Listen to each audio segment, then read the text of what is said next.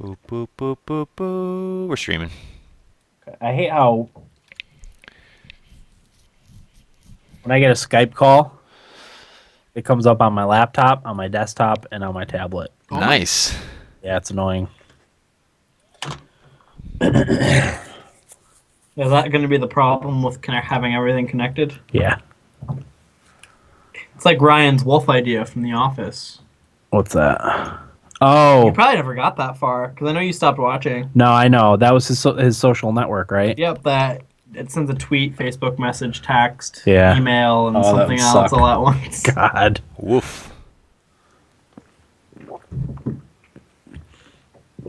And wasn't he trying to get everyone in the office to invest in it? And he was losing money, and everybody was really mad. Yeah.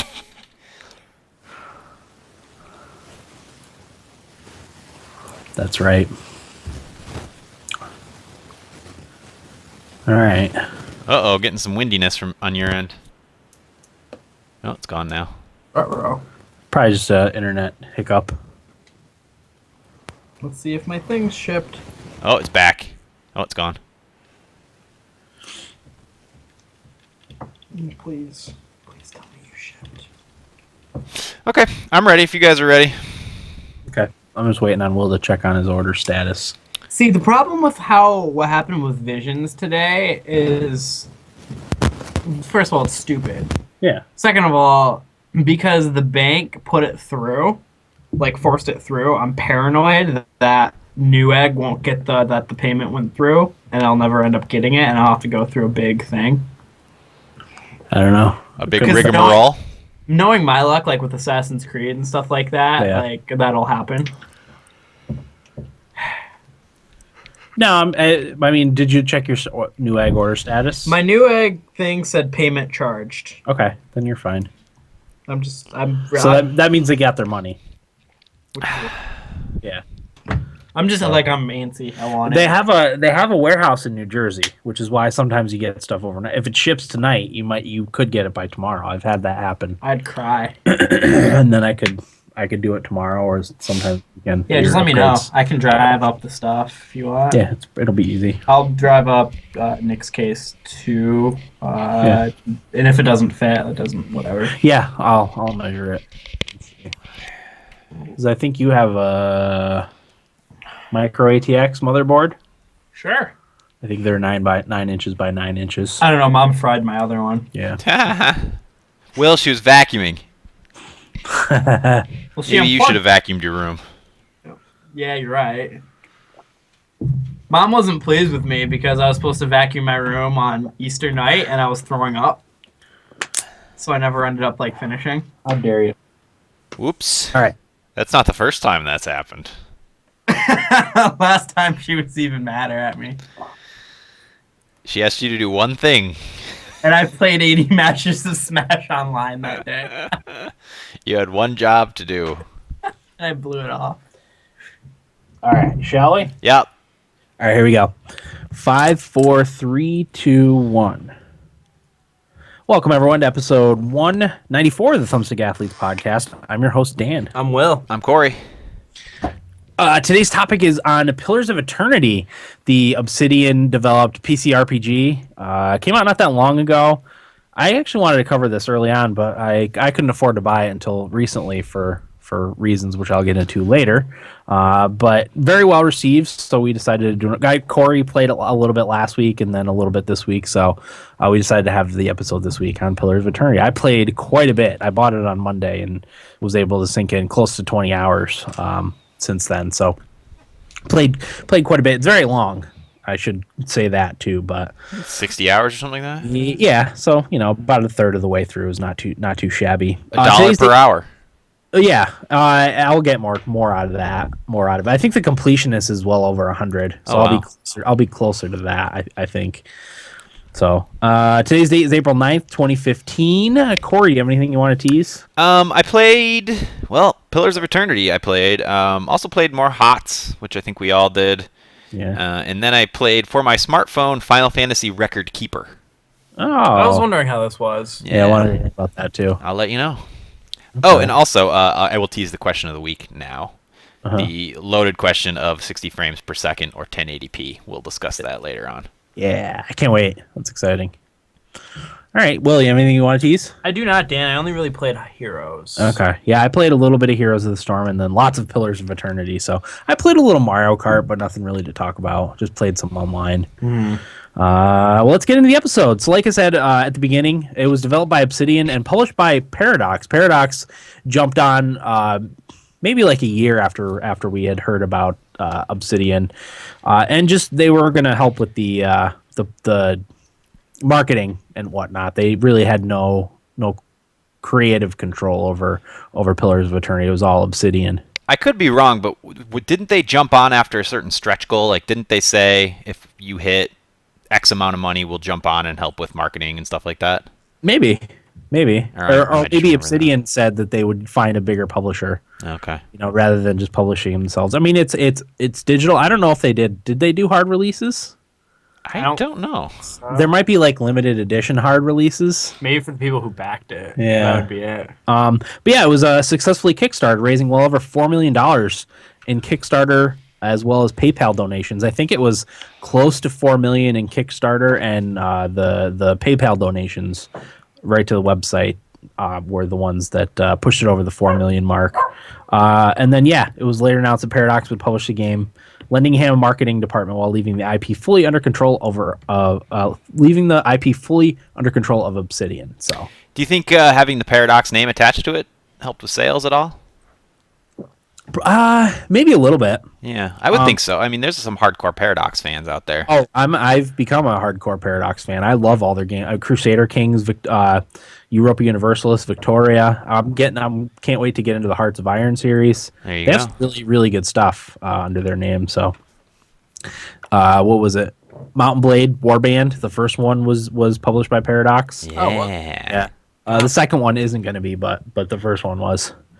So it's an old school isometric RPG in the vein of the old Baldur's Gate and Icewind Dale series games, as well as Planescape Torment. I'm not as familiar with Planescape Torment. I've only really played a little bit of Icewind Dale. I never ended up playing any Baldur's Gate. Did you play Baldur's Gate, Corey? Oh, hell, you never played Baldur's Gate? No, I never. That was the one you guys played at Jared's all the time, right? Yeah, Two? I don't remember. I don't remember where I played them. I know I played both of them and loved the hell out of them. It was. I can think back on that game. I can vividly remember finishing it and being like, "Damn it! I really wish there was more of this game." Yeah. Which doesn't happen too often. No, not at all. I had I think it was Icewind Dale 2. I don't even know if I played the first one, but only a little bit of experience with that. It's a strategic real-time with pause combat where the player controls a party of up to 6 people. And by real-time with pause, it's real-time combat, but you hit the space bar to pause and issue commands while combat is paused. And really, that's pretty necessary. I've had some pretty harrowing moments where I hit the space bar just in time to get off a spell that saved my entire party's life, which is kind of cool. Mm-hmm. So let's start at the beginning, Corey. What with character creation? What kind of character did you make? So I like one of the things I really like about this game is, like you said, it's in the vein of the Baldur's Gate games and those D&D derivatives. So you're going to get your elves, you're going to get your dwarves, you're going to get all those typical fantasy stuff, but the extra touches that they add is what I really liked. One of them being starting writing character creation. Yeah, one of them being the races. The race I chose is godlike, and they're godlike. They're not gods. And as far as I could tell, like nobody really knows where they came from. Right. I'd have to go back and read some of the lore, but it seemed like they were just like these things that were godlike, like offspring of god parts or something. I don't know, something crazy. But I chose the moon godlike. So my guy's this pale dude with this sort of glowing horn thing on his head because he's the moon godlike. There's also a fire godlike. Yeah. There's a couple different ones. Yeah, there's a few different ones. Yeah, that being one of the races, and obviously with normal character creation, you pick your stats, you pick your class. There's a lot of classes in this one. What is there? 9 classes, maybe 10. At least, yeah. Oh, there's a fair amount. The standard ones, There's. I ended up. What kind of character did you make? Well, now that you mention that, there's the standard ones, your typical D&D Yep. hunter paladin or ranger paladin druid, all the other wizard, whatever. Third I part. went with one that wasn't in Dungeons and Dragons, at least not that I know of, the chanter, Okay. which is kind of like It's a bard. Yep. They're able to weave. You have a spell book, and you're able to weave together, as far as I know, any number of your spells into a chant, and the chant is always ongoing, always pulsing outside of your character, and it can do things like heal your teammates, drain the health of your enemies, lower your enemies' will, fortitude, all those saving throw kind of things. And then as those chants continue, and as you do more of them, you build up the ability to like cast an actual spell. So I have one where my guy can summon skeletons after he does 3 chants, which is pretty cool. Yeah. It's fun. I have a chanter in my party actually, and I didn't realize that that's what it was. It's a very bard-like character. Yep. Came with a gun, which is kind of cool. Did yours start with a gun? Mine started. I don't remember what mine started with. Yeah, he's got like a not like a rifle. It's called Arquebus. arquebus. Yeah, that's what it is. Not sure It's- if that's how you pronounce it, but Yeah.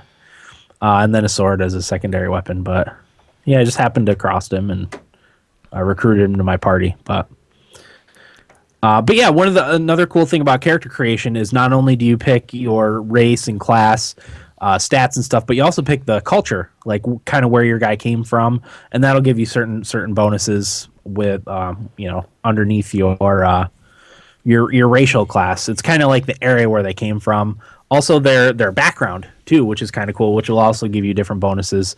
You can come from nobility, or you could be like a peasant or a farmer or a hunter, like that, and that'll give you certain bonuses, other bonuses for your character. Mm-hmm.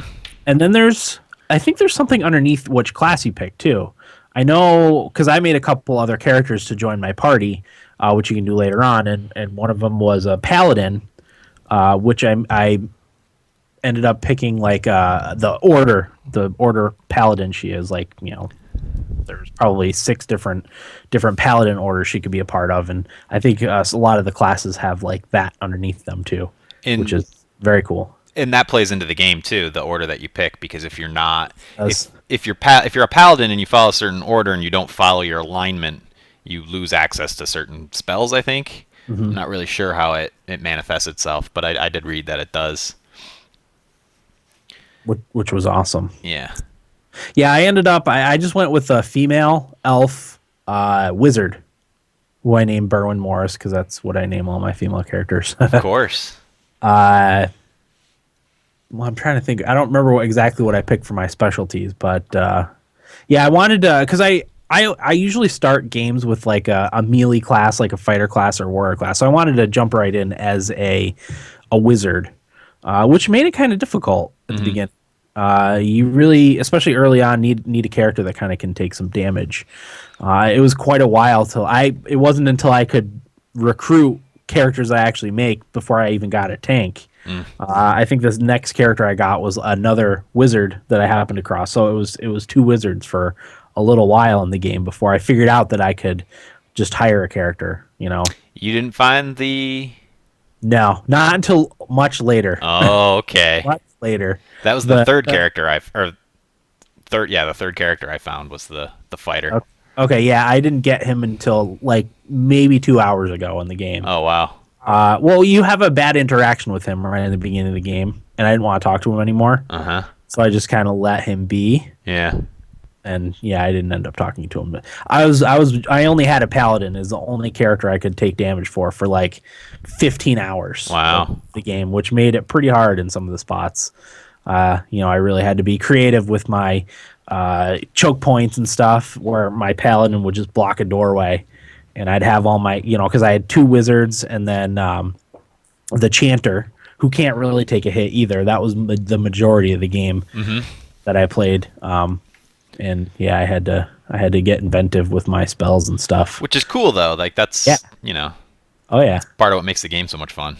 Yeah, it was fun, but I'm having a much easier time now that I have a more balanced party. Yeah. So yeah, I dug that. So what are your thoughts so far, Corey? My thoughts, I really like the game. I think it's a really good isometric RPG, and it has a lot of new things that make it fun and interesting. But for me, the the biggest problem I have with it is that it comes on the heels of my game of the year last year, which was Divinity, Yeah. which I think is a superior RPG. But I think most of that just comes down to taste. Divinity is more of a high fantasy RPG, and there's a lot of humor and whimsy, I guess would be the best way to put it. And this game is a lot more dense. It's more dark and foreboding too. Absolutely, which is fine. Yeah. To each their own. I'm not saying one is superior to the other. Just in my own personal tastes, I prefer the high fantasy, whimsy kind of legend, Tom Cruise legend versus Lord of the Rings. Yeah. You know what? It kind of makes me think. At least at the beginning, the game has a very Souls kind of feel to it. Did you get that a little bit? Yeah. Especially when the first town you enter is kind of decrepit and run down, and there's like dead people hanging from a tree. Yep. This feels like a Dark Souls game. It really does. That's the impression that I got early on from Pillars of Eternity. It's gotten a little bit better, but it is still kind of dark from what I've played so far. I'm through the first act. Okay.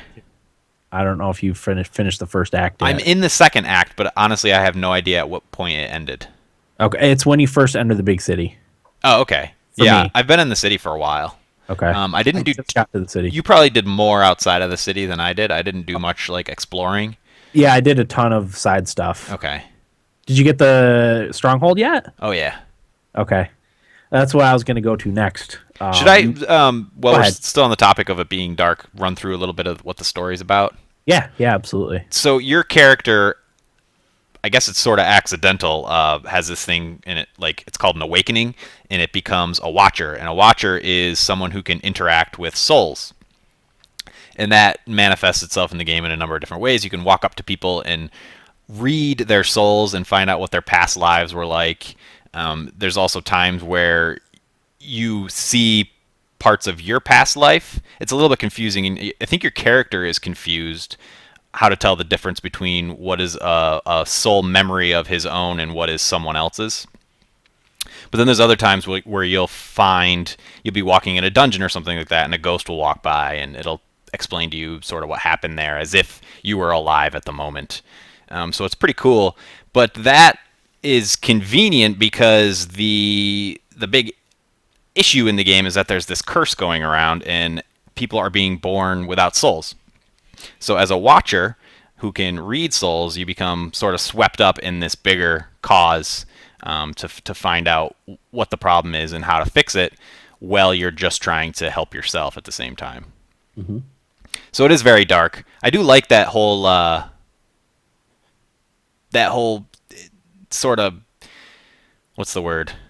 It's not religious, but like existential thoughts on what it means to have a soul, and having past lives and reincarnation and all that stuff is really interesting to me. So that game hits that note for me. Mm-hmm. And I'm watching that. Have you guys seen that TV show called Awake? No. It was just a one-off. They did one season on NBC. It's about this guy, his wife, he gets in a car accident, and he wakes up and his wife is alive, and then the next day he wakes up and his son is alive. Yeah, I know what you're talking about. And it rotates. Yeah. So like he's living these two alternate realities at the same time. It's a really, really interesting concept. The show wasn't excellent, but it was, interesting enough. But that whole idea of, living different lives and all that stuff is really interesting to me. So, But that's what the whole game is about and what it plays on. And like you said, it can get pretty creepy that when you walk into Gilded Vale, and the tree full of dead people is on there, and at one point you talk to one of the corpses on the tree. Yep. It's pretty cool. With a disembodied voice and everything. Yeah. Okay. So that's the story, anyway. Yeah. Also, one of the things I love in any game that you're allowed to do it is you fairly early on. I guess it depends on how much of the side stuff you do, because it is, I guess, technically a side quest. You get yourself a stronghold, which you can upgrade and hire people to defend, and I'm absolutely loving that part of it. I've always loved that in games. Dragon Age being one of them. Assassin's Creed is another one that always kind of did that. That's always something that's fun for me. You know what it is it's another way to gauge your progression through the game. most RPGs, it's your character and how they level up and get more powerful and their ability to fight and stuff like that. But to have a stronghold and something else to work towards and build and stuff is a lot of fun. And the stronghold has two primary stats: your prestige, which is one of them, and then security, which is another. I haven't figured out quite what prestige does yet, but I know the security one is the defense of the fortress. So like twice or three times maybe now, mine was attacked once by skeletons and once by bandits. And the security kind of helps with the defense and giving you a warning, like how far in advance the attack is coming. So like one time I had 4 days until the attack was coming. The other time I had six days until the attack is coming. And time goes by. The only way to regenerate your health is by either sleeping at an inn or camping out in the if you're out in the wilderness. So. And every time you camp, it's 8 hours. And then whenever you because the way the map is broken up, you go into each section and you explore that, and then you like kind of fast travel to the next section. It'll take a certain amount of time, anywhere from like I've had them be like 4 hours to travel from one map to the next map, and then like 24 hours to travel from one map to the next map. So you got to factor all that in as you're doing the game and keeping track of your fort as it's being attacked and whatnot. So. But that's cool that it can get attacked, and you got a defense. You can hire soldiers to defend it, which is also that was the first thing I did.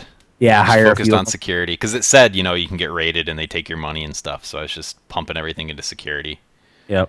I think I could hire 8 soldiers, and I did that pretty early on. They're like, it's like I think their pay is like 10 copper per day or something like that. It's not very much, but I made sure to do that right away. What did you do with the guy in the basement?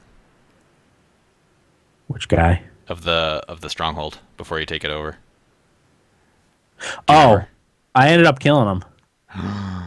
He attacked me.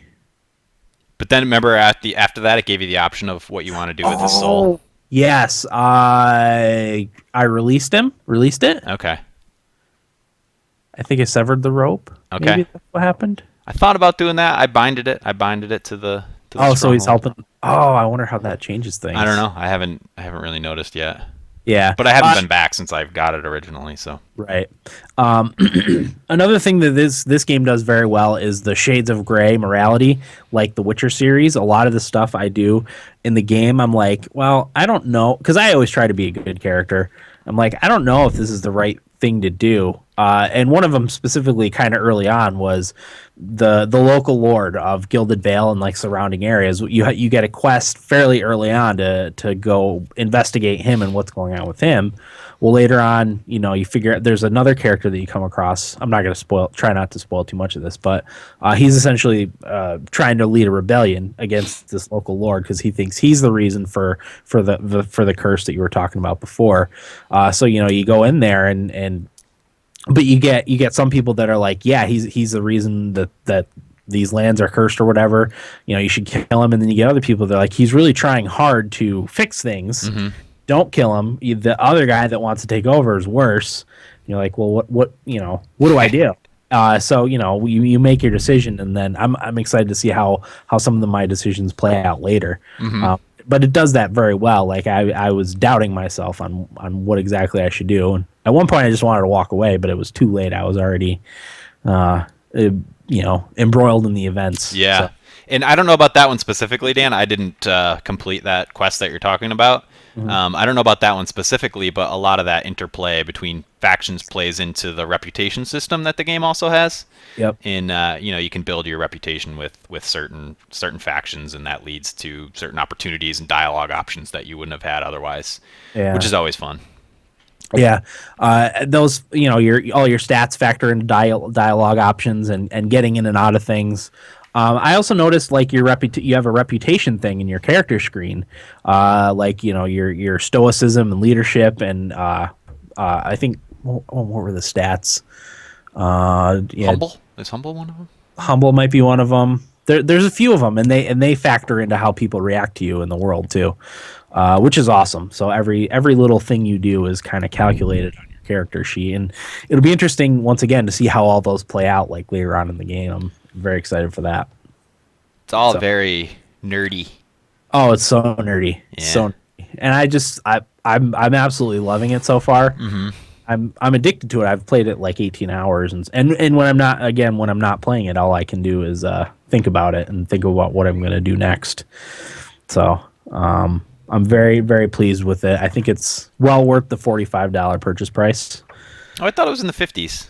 No, it's 45, Oh, $44.99. Oh, that's not bad. Yeah, It's definitely worth it.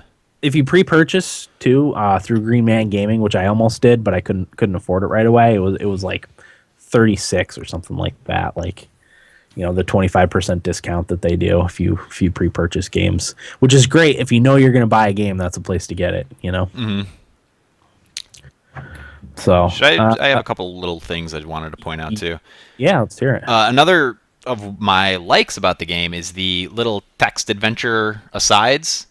You go up to something and it'll turn. It's almost like what do they call them? A visual novel or whatever, where it's a little text adventure. And with illustrations included, and it'll say things like, such and such happens. What do you want to do? And then I'll give you 3 or 4 options, and the music changes to create tension and stuff. Yep. I've got that in a few of them. You're basically doing like a little choose your own adventure game. The one early on is not much of a spoiler. You're trying to escape from these bad guys, and you're climbing up these rocks, and one of your party members is like stuck on the rock because one of the enemies grabbed him, and it gives you the option. It says, you can throw your weapon at him. You'll probably hit him. You can reach down, or you can just let him go. So I chose to throw my weapon. So I threw my weapon and I saved him, but I lost my weapon. So of course there's always a catch. But I don't know what would have happened if I reached down to help him. It probably wouldn't have worked. I don't know. Yeah. But it's just little things like that. That's fun. And then those have an effect on your party too. Like if you go through a particularly trying little text adventure thing, your characters will feel the effects of that afterwards. So, like I went through a sewer for something, and it was one of those, and I got out, and 2 of my characters who I think had low athletics skills were fatigued, very fatigued by the time that was over, which has a huge effect on your party. And if you don't have your camp supplies to camp, you got to deal with that when you're going through the next few battles, and it has pretty hefty negatives. Yeah. Party. So. Yep. I feel like they do a pretty good job of giving you enough camping supplies throughout the game. Yeah. Did you ever run into an issue where you ran out of camping supplies and were kind of stuck? No, because I usually would just back out. Yeah. I would leave an area. Yeah. But at the same time, I could probably explore a little bit further, and then I end up dying because my main character is a mage, and I get 4 level 1, 4 level 2, and 2 level 3 spells per rest. So once you use those up, she's basically helpless, almost helpless. There's some that you can use each encounter, but most of my strong spells are just per rest. So I got to be careful with that. And I have a cleric, a priest too, my healer. Same way, he's got a couple spells that he can use per encounter, but if I go through a particular hard battle, all of his spells are wiped out, and I have to use a camp thing. Yep. And I guess on the harder difficulties, you can't carry as many with you. Oh God. So I play on normal difficulty, so I think I get 4. Yeah. You can have up to 4. So yeah, there's normal difficulty. There's 2 after that, and then there's.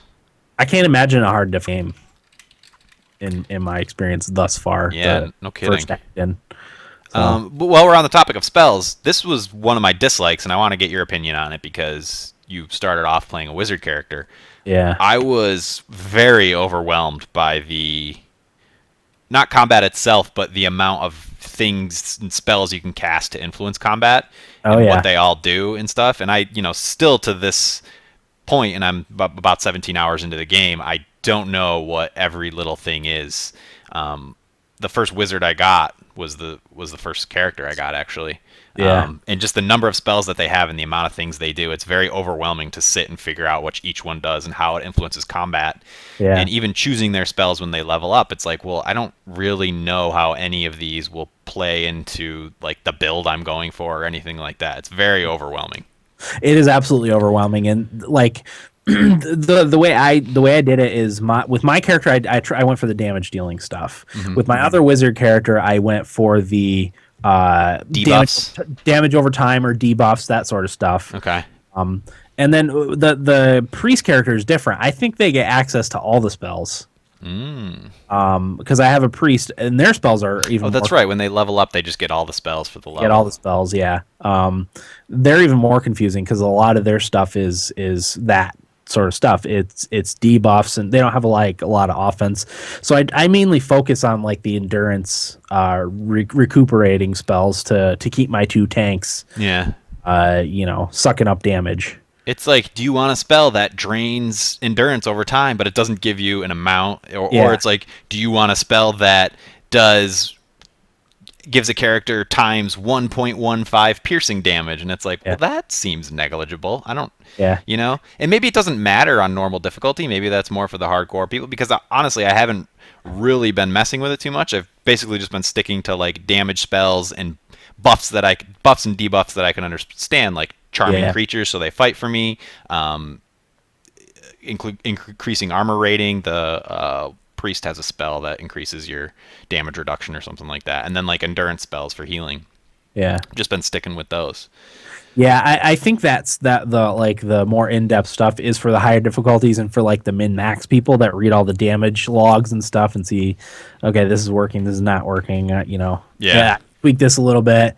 I think that's for those type of people. Right. We're mostly just playing it to experience the story in the world and normal difficulty. I wouldn't want to go any higher than normal difficulty, I don't think. But No.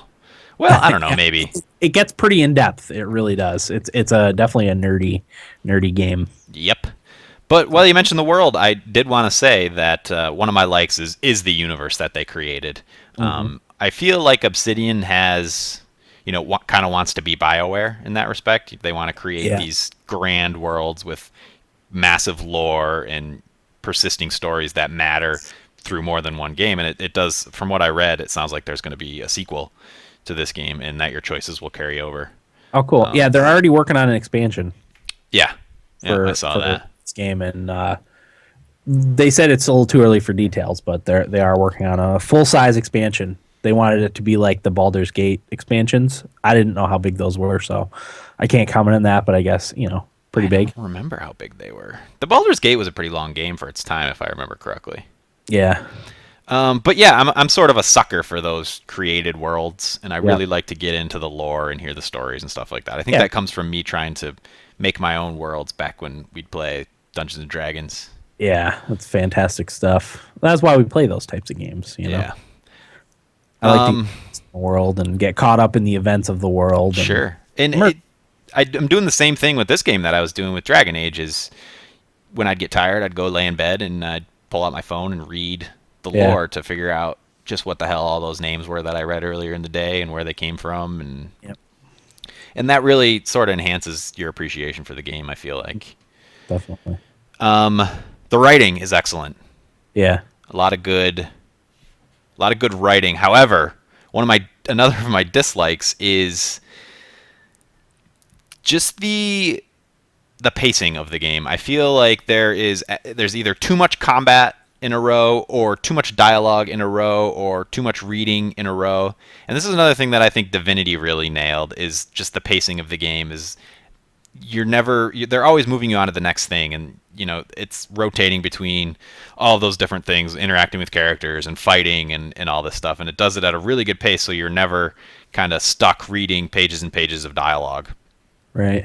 Which I don't know, Dan, did you come across that, like the soul reading with the characters? As someone, this plays into my point about games being too bloated. Part of what I like about video games and why I play them is just the OCD, accomplishing everything and Yeah, hearing those rewarding dings and dongs and all that bull yep, crap. Like it's the OCD in me.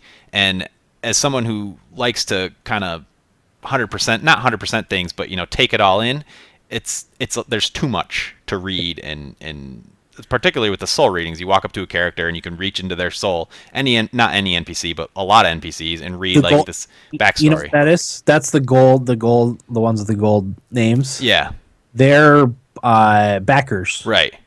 characters. Yeah, I read a few of those, and then after that, like I was like, I can't read all these. It's gonna take too long. exactly. And They're they're interesting, but yeah, they're interesting and they're well written, but it's one of those things where it's just like enough's enough. And I know, yeah, well, just don't read them, but that to my point about being OCD and like feeling like I need to take it all in, it's frustrating, and Yeah. it sort of interferes with my enjoyment of the game. I think even if there was a log with all those on it, then I would probably sit and read all of them. But there's no Right. there's no maybe there's an achievement. I don't know. I haven't looked at the achievements. I want to beat the story of the game before I look at the achievements because I don't. Usually they don't spoil anything, but I don't want anything. You spoiled. never know. But yeah, if there was like a sort of a log or something that would let you know how many of them there are, and if you read all of them, you get something, I would probably do it then. But I bet you they're published somewhere online. yeah, all of them. Well, that's what I'm doing with the in-game books. Yeah, Just putting them in my stash and saving them for a rainy day when I feel like reading a bunch of lore books. yeah, I don't know if good that stuff. day will come, but right. another dislike: the crafting is limited to food and scrolls. Yeah, Kind of hoped I could make some weapons and armor. you can't make it. You can upgrade it, Yeah. enchanting, but yeah, you cannot craft. I'm big into crafting in games too, so that was a little bit of a disappointment for me too. Have you made food though? No, I haven't made any food. I've collected so much food from various places that I haven't had a need really to make food. But I mean, you could probably make one with really good specific bonuses, right? Yeah. Well, there was a quest I was trying to do, and I needed a perception of 18. And my chanter has a low perception because it's not a main skill, and I think it was like 10, and I needed to get it up 8 points. But one of the problems about godlike characters is they can't wear helmets, and I had a perception +3 helmet or something like that, which would have really helped. So I was just crafting a bunch of food that gave a bonus to perception, and I could only get it up to 17. Ah, so close. Yeah, really close. But I found another way to complete the quest, so it wasn't a huge deal. Nice. But it would have been nice to figure out what that perception of 18 would have done for me in the quest. Yeah, definitely. The voice acting is not great. Yeah. That's one area I think the game falls short. And I took Kevin Van Ord's review on GameSpot. He said that Pillars of Eternity is that what it's called? Pillars of Eternity? Yep. Okay. Does not benefit from its inconsistent acting, nor do its characters inspire the same kinds of emotional connections that Dragon Age Origins does. I would agree with that. I'm not attached to any of the characters. I'm interested in them, but I don't have that connection that I had with them as I did in Dragon Age. Yeah, definitely. But I think part of that reason is they're expendable. Like they could die at any time. Sure. But then again, like if you had a super strong attachment to it, you'd be more upset if they died. You know. I'm interested in some of the side stories, but yeah, I don't really have an attachment per se to my characters, other than my party would be screwed if one of my characters died. You know. Mm-hmm. Who's your favorite character? The chanter that I came across. Really? Whose name? Kana? Yeah. Is it a she? I don't think so. I think it's a guy. Okay. He's on my short list for to be replaced. Okay. Yeah, I liked him, and then I liked the priest that I came across. Okay. Durance, yeah. He's pretty interesting because he's like following you around, and you're not really sure why, which is kind of cool. So you haven't had any discussions with him? Just a little bit. Okay. Just a little bit. All right. Yeah. I'm interested. You get into some meaty arguments, or not necessarily arguments, but meaty existential discussions with him. Okay. I'm gonna do that right when I play again. That's the first thing I'll do. And my favorite is I don't know if you found her yet, but the what's her name? Sagani. Oh, is she the ranger? The ranger, yeah. I just got her. Okay. Maybe 2 hours ago. Yeah, she's my favorite. Okay. I think that's it for my likes and dislikes. Oh, the whole endurance health thing. That's a nice little feature that I haven't seen in games before. Yeah. Yeah, because really, when you're healing when your endurance gets depleted, your character gets knocked out unconscious during the battle. Your health is an entirely different thing. Your health gets diminished a lot slower. A lot of attacks just attack your character's endurance, and that's the only thing you can heal. But if you're not careful, like if your character gets 0 hit points, that's when they die. Anyone in your party. So I've only had that happen to my fighter. He's the only one that's gotten close enough to dying. Mm-hmm. But I think it's because I've been able to keep I've been fighting ogres in the paths underneath your fort there. Yeah, what's that called? The endless paths? Endless paths. Yeah. I've been exploring down there a little bit, and there's lots of ogres down there. Surprise, surprise. But they really pound the health out of you, and I've had him come close to dying a few times. Mm-hmm. So you really got to be careful. If one of your characters died, would you let them stay dead? Probably. Yeah. As long as the rest of the party survived. Usually, if my tanks go down, it's total party wipeout. TP dubs. Yeah. I don't often make it through though, but usually it's just their endurance that gets knocked down all the way, not their health. So That's my thoughts, Dan. The Escapist actually called it the best new isometric RPG in years, and I would like to refute that. Once again, Divinity, I thought, was an excellent game. yeah, But I'm absolutely loving it so far. I didn't play Divinity. I'm going to play Divinity because it's so highly recommended by a lot of people. So I can't compare it, but it is a great like old school feeling RPG, and I absolutely love it so far. I all the games I have right now to play are like super long because I've got Monster Hunter, which I'm still working on slowly.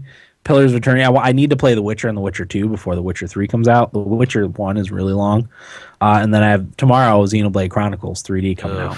So I've only got like 60-hour RPGs to play. there's not enough time in the day. Oh, there is not. But yeah, I'm digging it so far. I'll probably have put another 20, 30 hours in before next week. So Yeah, this will be one I'll beat for sure.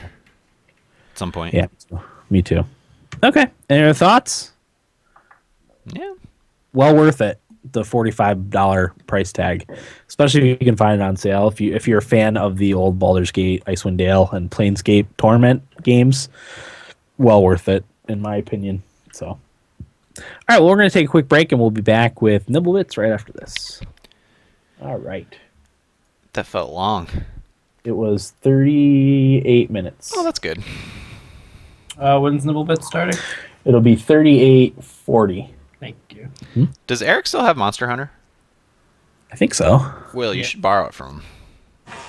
I don't think I have enough space in my 3DS. It doesn't save on your 3DS.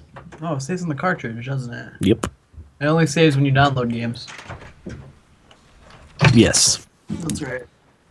It's my Wii U that doesn't have space. Yeah, mine doesn't have much space on it either. I got to get an external hard drive for it. I might use my tax return to get the new 3DS. Do you know when you're getting that? Still hasn't called to say he did him. They have to be filed by the 15th. Would have been nice if I got that money like 2 months ago. Yeah. Yep.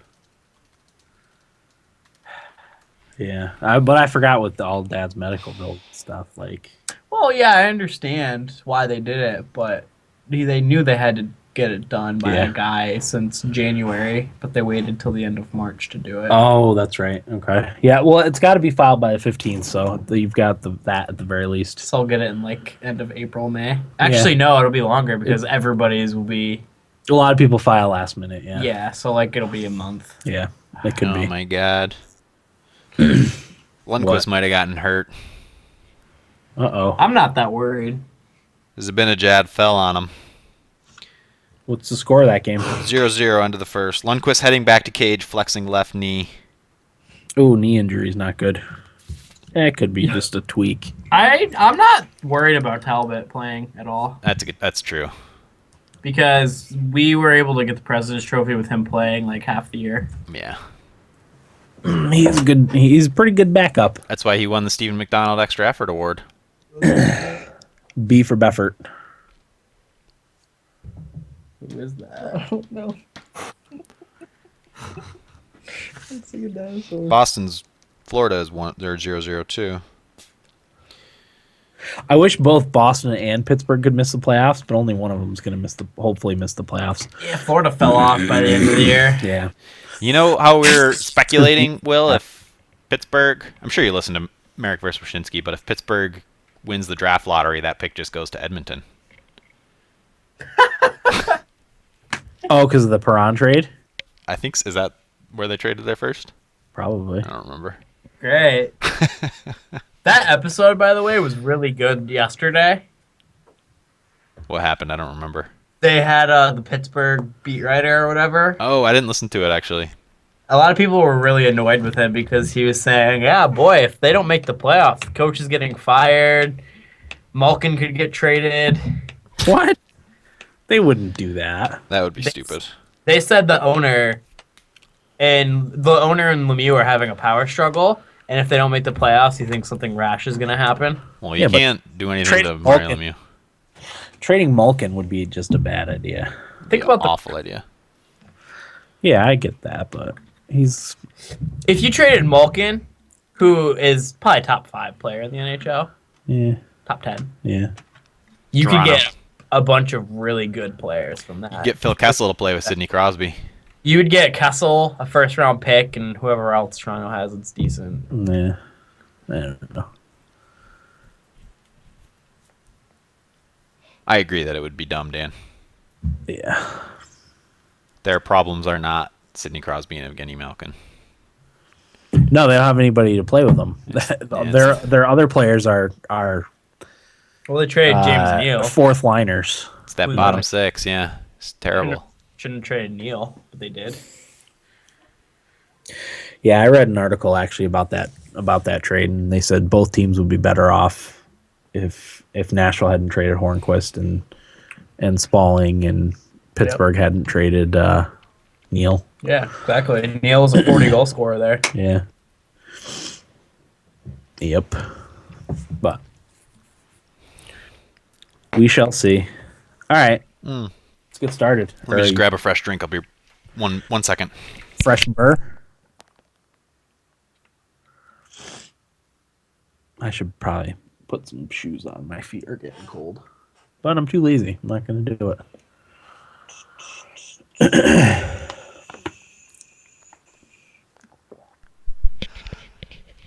Hey, Will.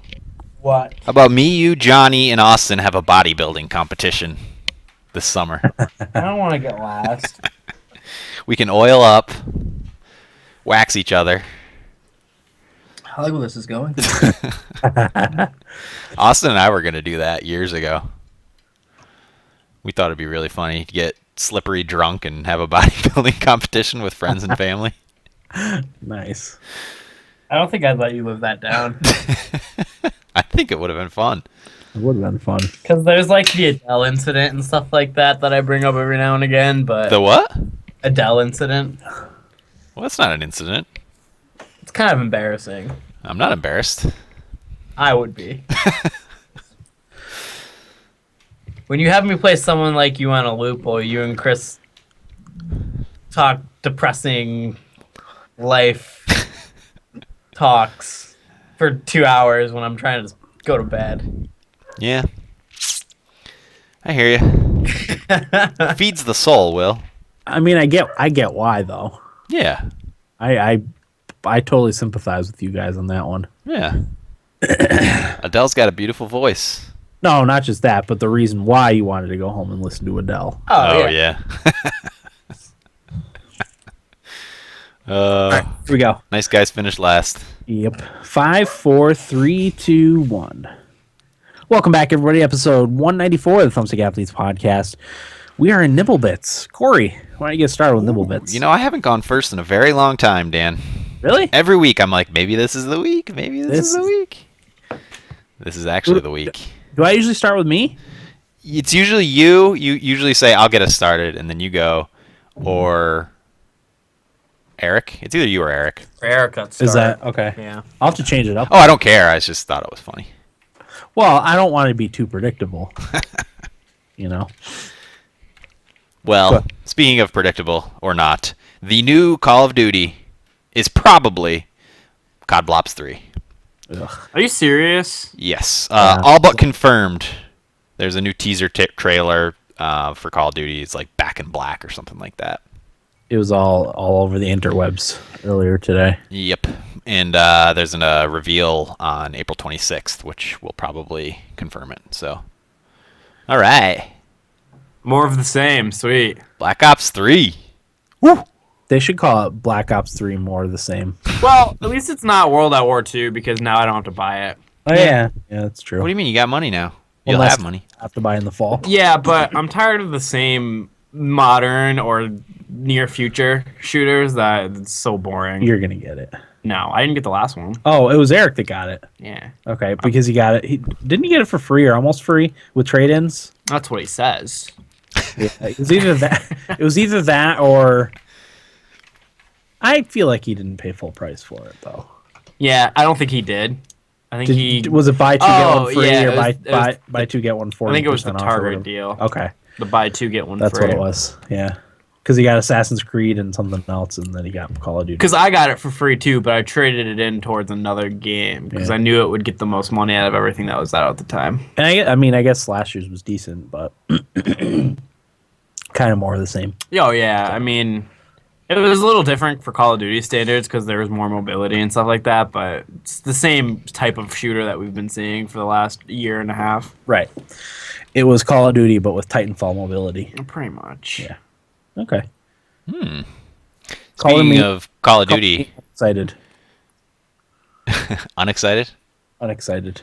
Speaking of Call of Duty, there was Kotaku. A lot of places have been covering it, but there's a 2-hour breakdown of all the Call of Duty campaigns. Video by like a reviewer. Supposed to be really good. Might be something I'll sit down and watch one of these nights. Yeah. While I debate my future. According to Obsidian CEO, get this name. Sounds like he belongs in Pillars of Eternity. Fergus Urquhart. Uh-huh. Pillars of Eternity card game and tabletop RPG are incoming. It sounds like the card game is already a done deal. It will be kickstarted.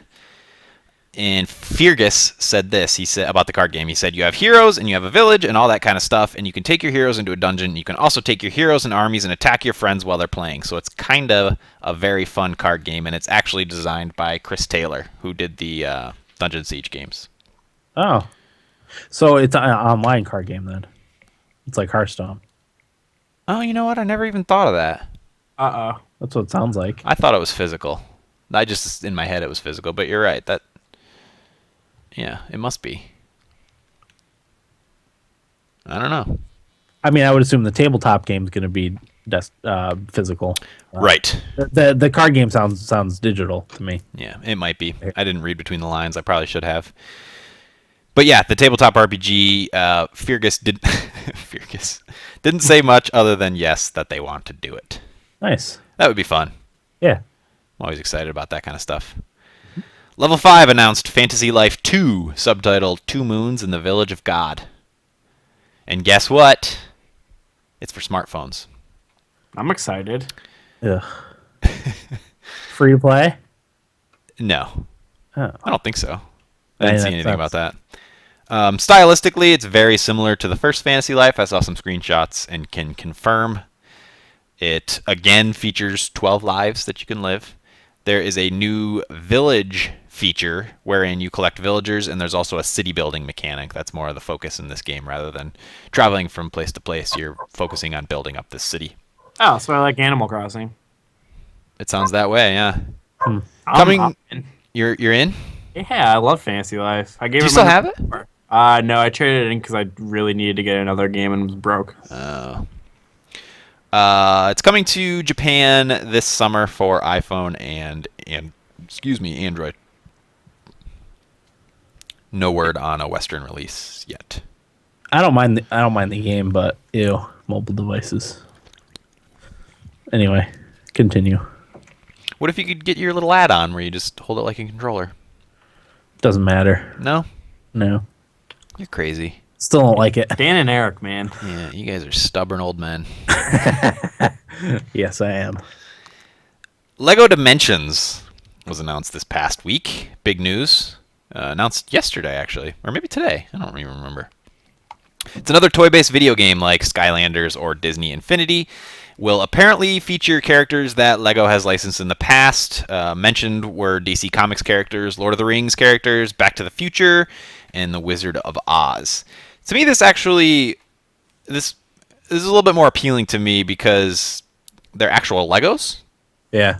that you can play with and build with and stuff like that. The starter pack includes the Lego Toy Pad, which I guess is like the portal that you use to port them into the game. The Lego Gateway bricks, so you build the gateway itself, and then 3 Lego minifigures. So you can play with your Legos and port them into the game and take them with you. I think that's awesome. It's coming out September 29th for PS4, Xbone, 360, PS3, and Wii U. That's something I might get.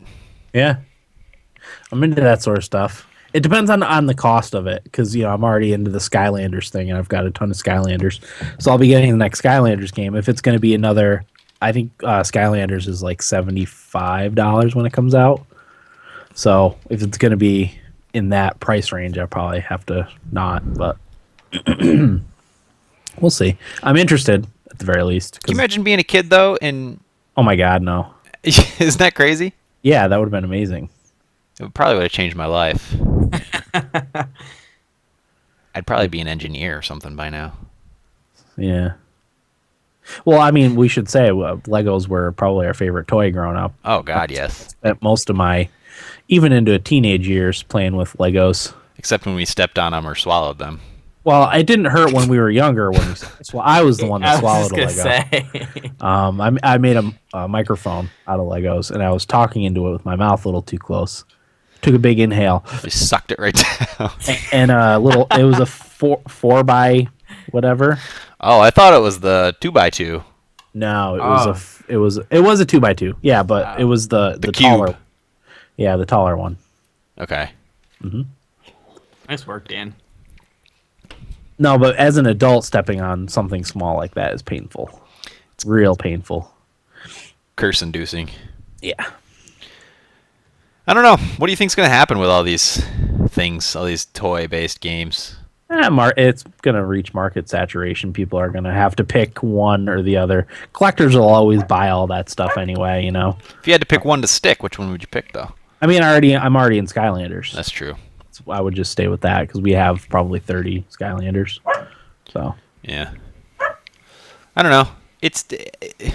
I really like the idea of it, but I just can't. I can't personally invest in it. Yeah. At this point. Yeah. If I had some more cheddar to go around, I think the Lego one would be pretty awesome. But it would. Unfortunately, I'll just have to watch the kids play with them. Conker is making his triumphant return on the Xbox One. The game is called Conker's Big Reunion, and it's done by Team Dakota, who did Project Spark, which makes sense because the game was built using the Project Spark tools on Xbox. Did anybody end up messing around with that? I did a little bit. Did you ever talk about it? I don't remember. Yeah, he did. I don't remember.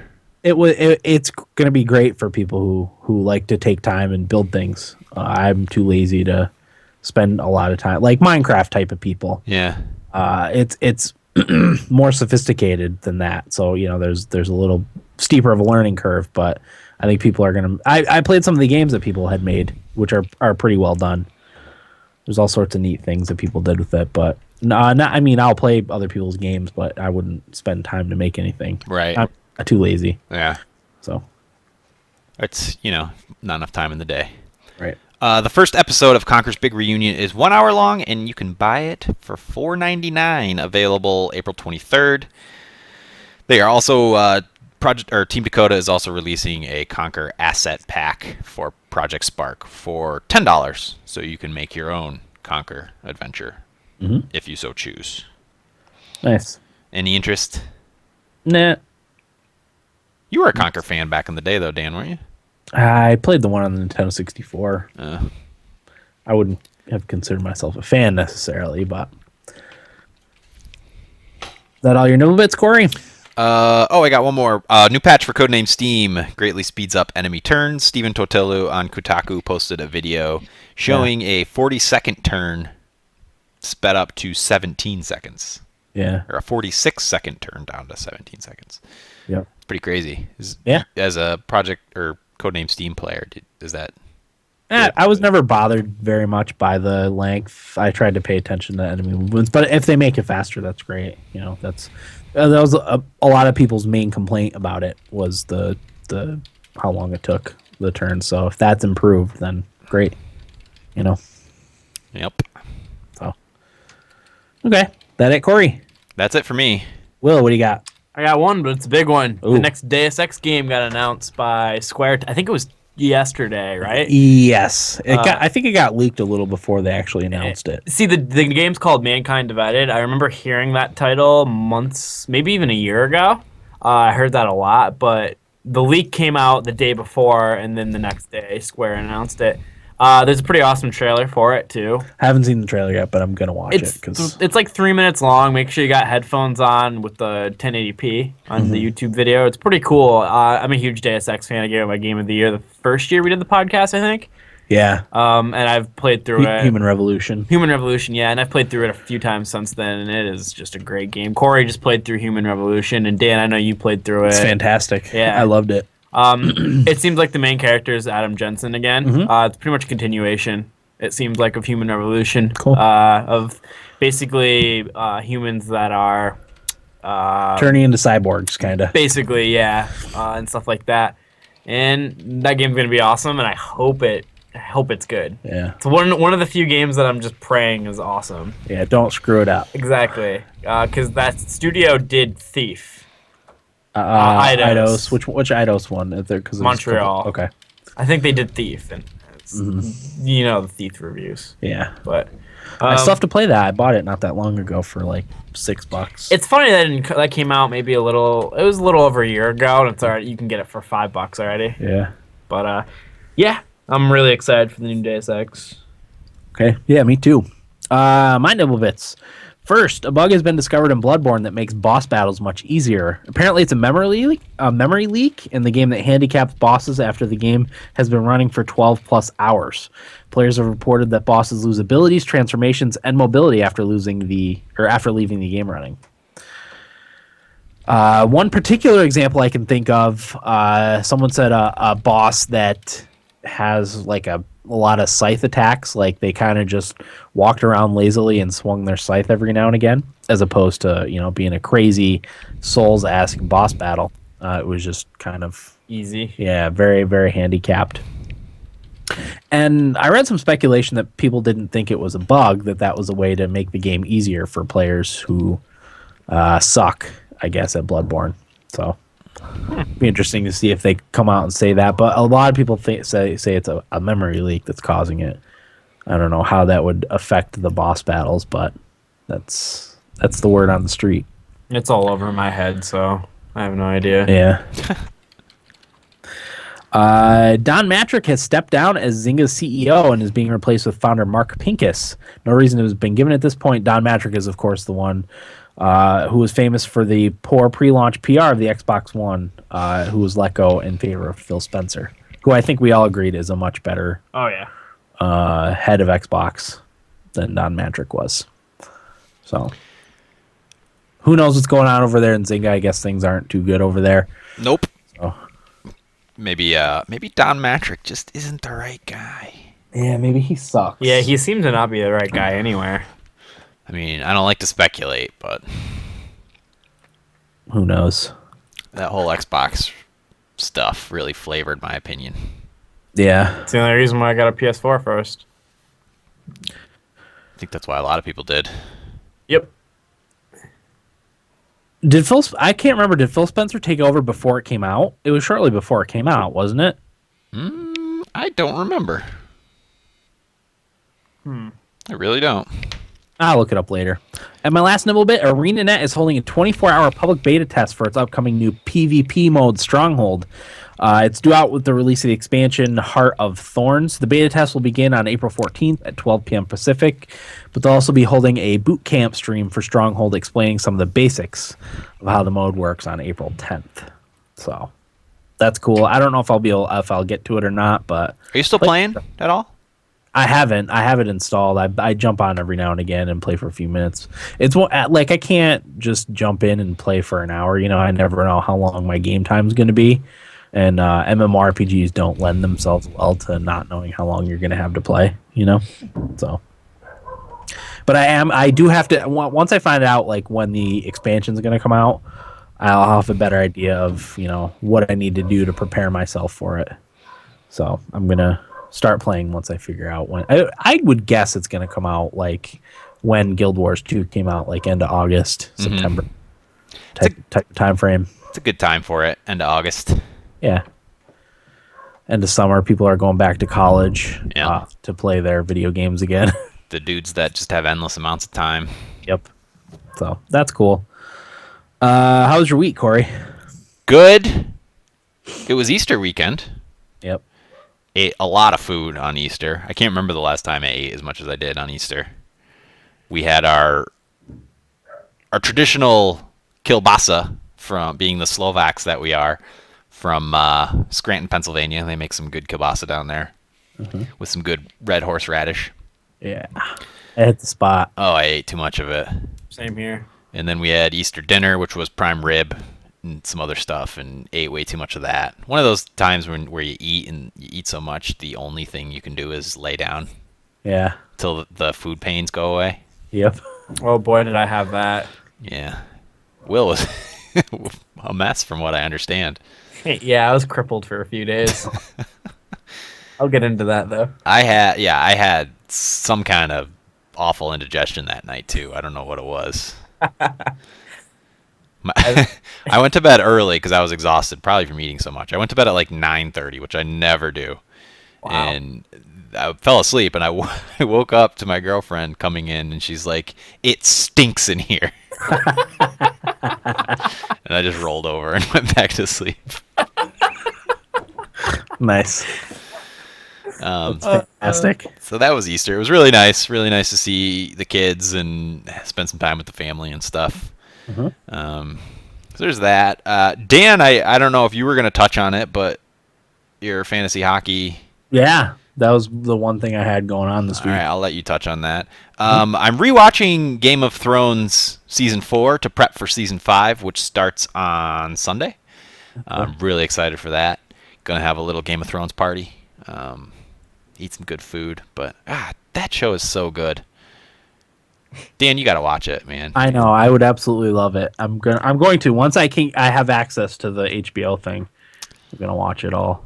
Binge. What if I were just to give you CDs or DVDs? Oh, the quality of DVDs is not good enough for me. Okay, all right. But thank you. All right. No, I can imagine it'll come to something like Roku or Chromecast or something. It'll be on that eventually, and that's I'll catch up. Definitely. Even if it takes me a couple months to watch them all, that's fine. It'd be silly for them not to put the standalone on Roku like right off the bat. Yeah. So many people have those things. Yep. So that's really all I had going on. Okay. What about you, Will? Like Corey said, Easter. I ate way too much on Easter to the point where I threw up that night. And I'm starting to question if it was if it was me being stupid during the week or if it was I ate too much food. Because I started working recently and I had a lot of early shifts my first week. So I was like, oh, it's kind of cold out here. I'll just leave my lunch in the car. And by the time I come out, it's like 50. Yeah. And the sun's beating on chicken and rice. And, me being me, I was like, whatever, and just ate it. Because I leave my phone in the car, so, like, I want to grab my phone for lunch and stuff. So sometimes I just sit there and eat and, like, look at it and put it back and stuff like that. So I'm starting to question whether my extreme stomach sickness the last couple of days has been Food poisoning. that or me eating way too much on Easter. Because I was so sick to the point where, like, I couldn't do anything on Tuesday, and then on Wednesday night I got home from work and laid down at 4 o'clock, and I slept all the way till 12:30.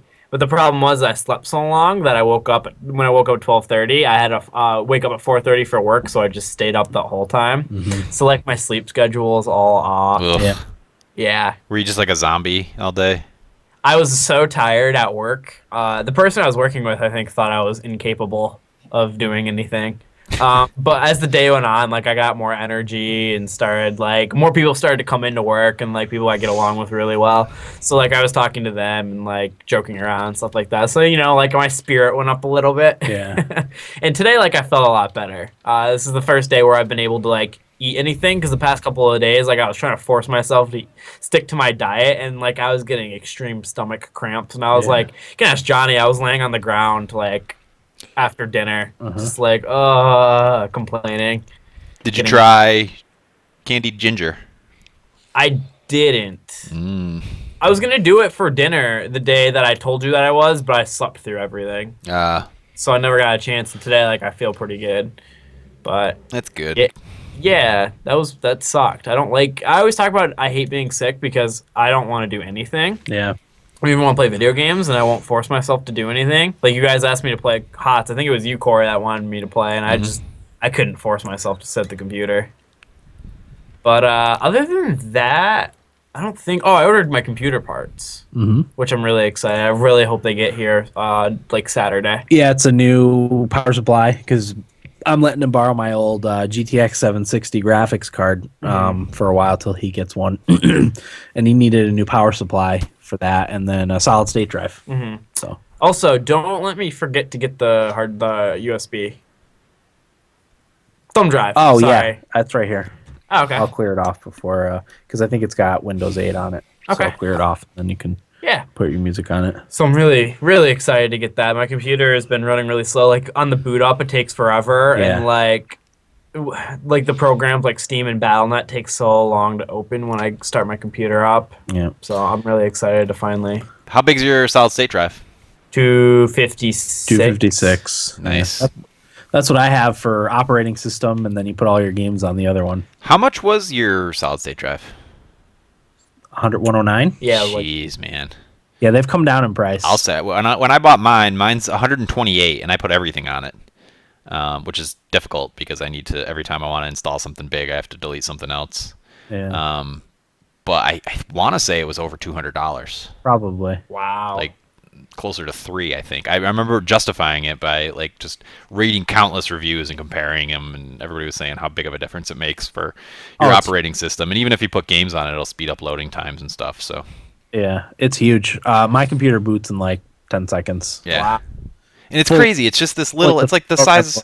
It's like the size of a credit card. It's just this little silly thing.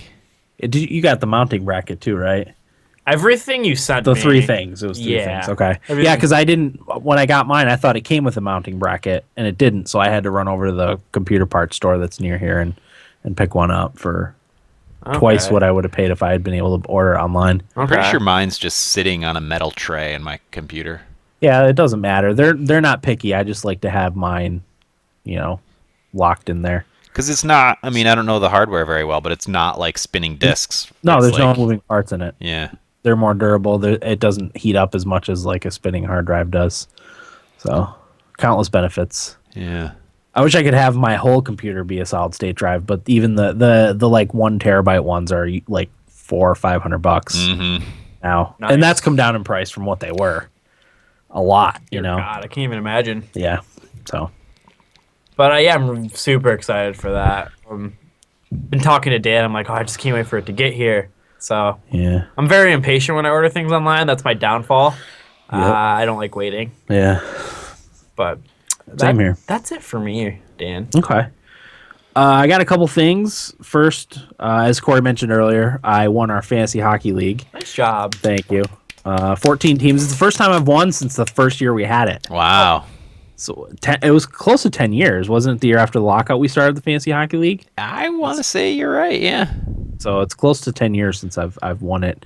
I'm usually I think I've made the playoffs just about every year, and I think I might have come close, maybe made the semifinals a couple times, but yeah, I was very happy with my team because I had been I was first the majority of the hockey season, and then I think starting like mid-February, my team just started just sucking awfully, and I got caught up and passed for first place. I was able to hang on to second, luckily, but I was like, there's no way I'm going to do well in the playoffs because my goalies weren't playing that well, and I had a lot of injuries like late in the season, but I was able to hold on, and that's the only reason with the winnings that was the only reason I was able to afford Pillars of Eternity, which was good. It worked out nicely. Are the winnings coming in at all? I mean, I got what you gave me. Will paid me. Mom and Dad paid me. Val paid me, and I think that's it. Okay. So I sent out an email. I don't know if you guys saw it, but I got it. I got to keep hassling people. It's so annoying.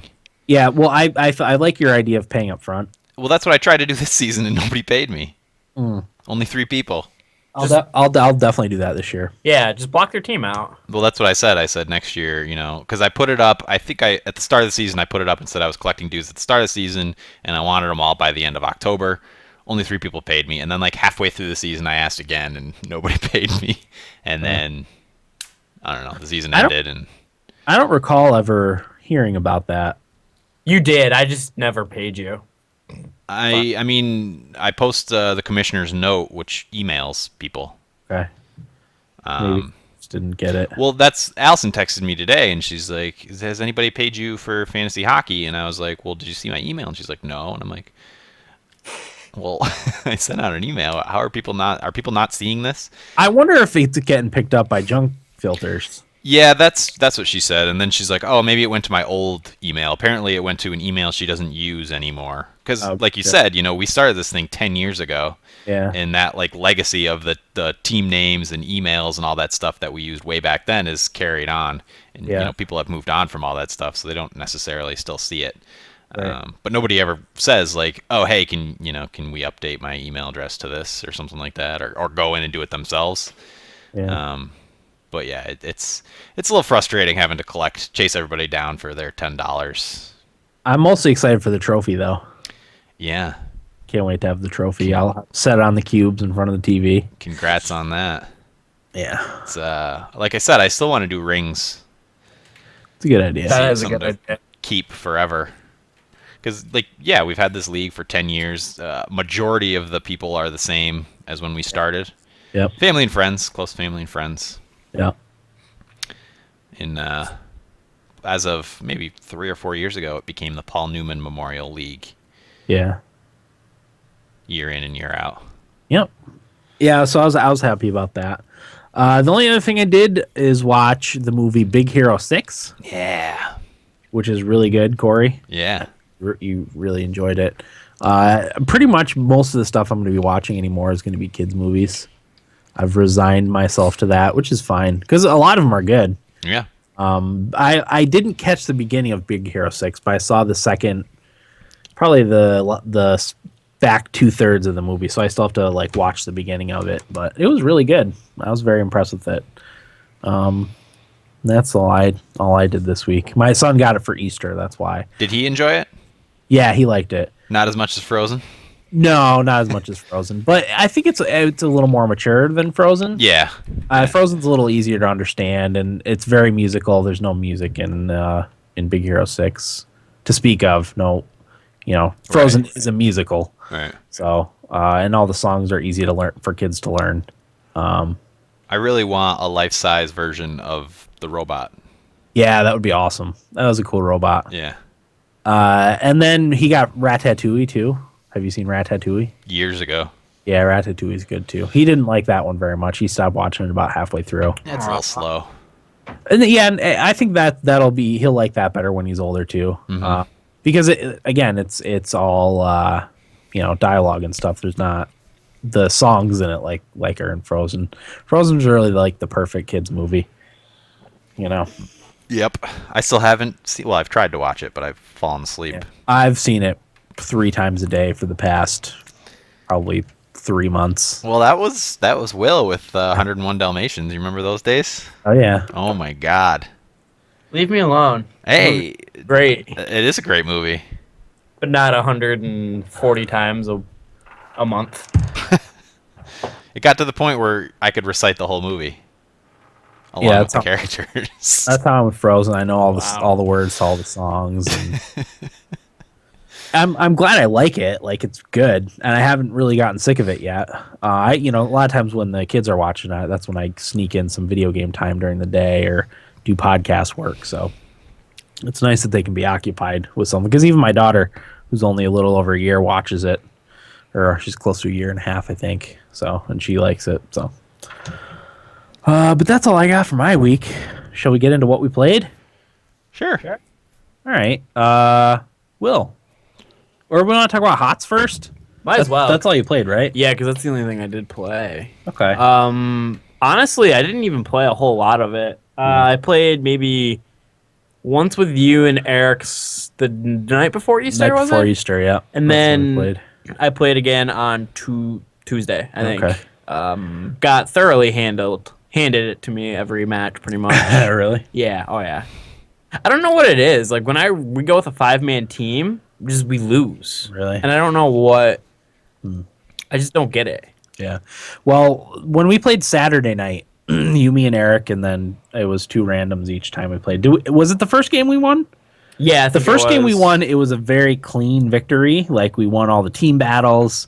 We never got behind at all. I don't even remember what map it was on, but we did really well that game. And then after that, the second game we played, we were doing really well. And then we lost it. And we lost it. Yep. We won all the team battles until the end when they got the level lead on us and stuff. They started to beat us in team battles towards the end, but we were way ahead and winning and pushing. And was it Blackheart's Bay? I think it Blackheart's was. Bay? Yeah, because we had 20 more kills than them and everything like that. Yeah, even at the end of the game, after we had lost a couple team battles, we were still ahead by like 20 kills. And they somehow ended up winning that game. I don't even remember. And then I think the third and fourth games we got stomped, right? Oh, yeah. If I remember correctly. I remember because Tomb of the Spider Queen camp, which is the new map, but I really wanted to work on my winning percentage and have a really high one for that one. Yeah. But I've lost the last like 4 matches on it. Yeah. So, not a lot of success in HOTS, unfortunately. And I'm trying to figure out why. Because I don't think I'm bad. No. I just don't. I don't get it. Yeah. I think you have to play a pretty solid game all the way through. Like, I've lost games where, we kicked butt the entire game until the end, then we get a little disorganized and we end up losing. I was going to say, well, I wanted to talk about that match in the Spider Queen's lair, because that one right off the bat, like the line, the lane organization got messed up right away. We had one guy that kept floating back and forth, and really, like at the beginning of the game, you have to stay in your lane and soak up all that damage. Like, even if one lane is kind of overwhelmed, you still should stay in your own lane, because they had a Tychus on the other team who was on the bottom lane by himself and was just soaking up all that experience, and he was even able to like take out the towers and walls on the bottom by himself while everyone else was occupied elsewhere. You can I would have gone to fight him, but I was Lily, and you can't be Lily and be by yourself, Yeah. It's just pointless. So you can easily, if you're by yourself in a lane and nobody bothers you, you can easily take down towers, the first 2 towers in a wall. Just make sure you push their minions to the point where your minions can advance to their gate, and they suck up all the cannonballs. Right, and then once the cannonballs are gone, just keep hitting the towers till they're down. Yeah. And that gives, if you do that by yourself, that gives your whole team such a big experience boost. Yeah. Yeah, it does. Yeah, because taking down those walls gives you experience, and the cannon towers gives you all that stuff gives you experience. Yeah.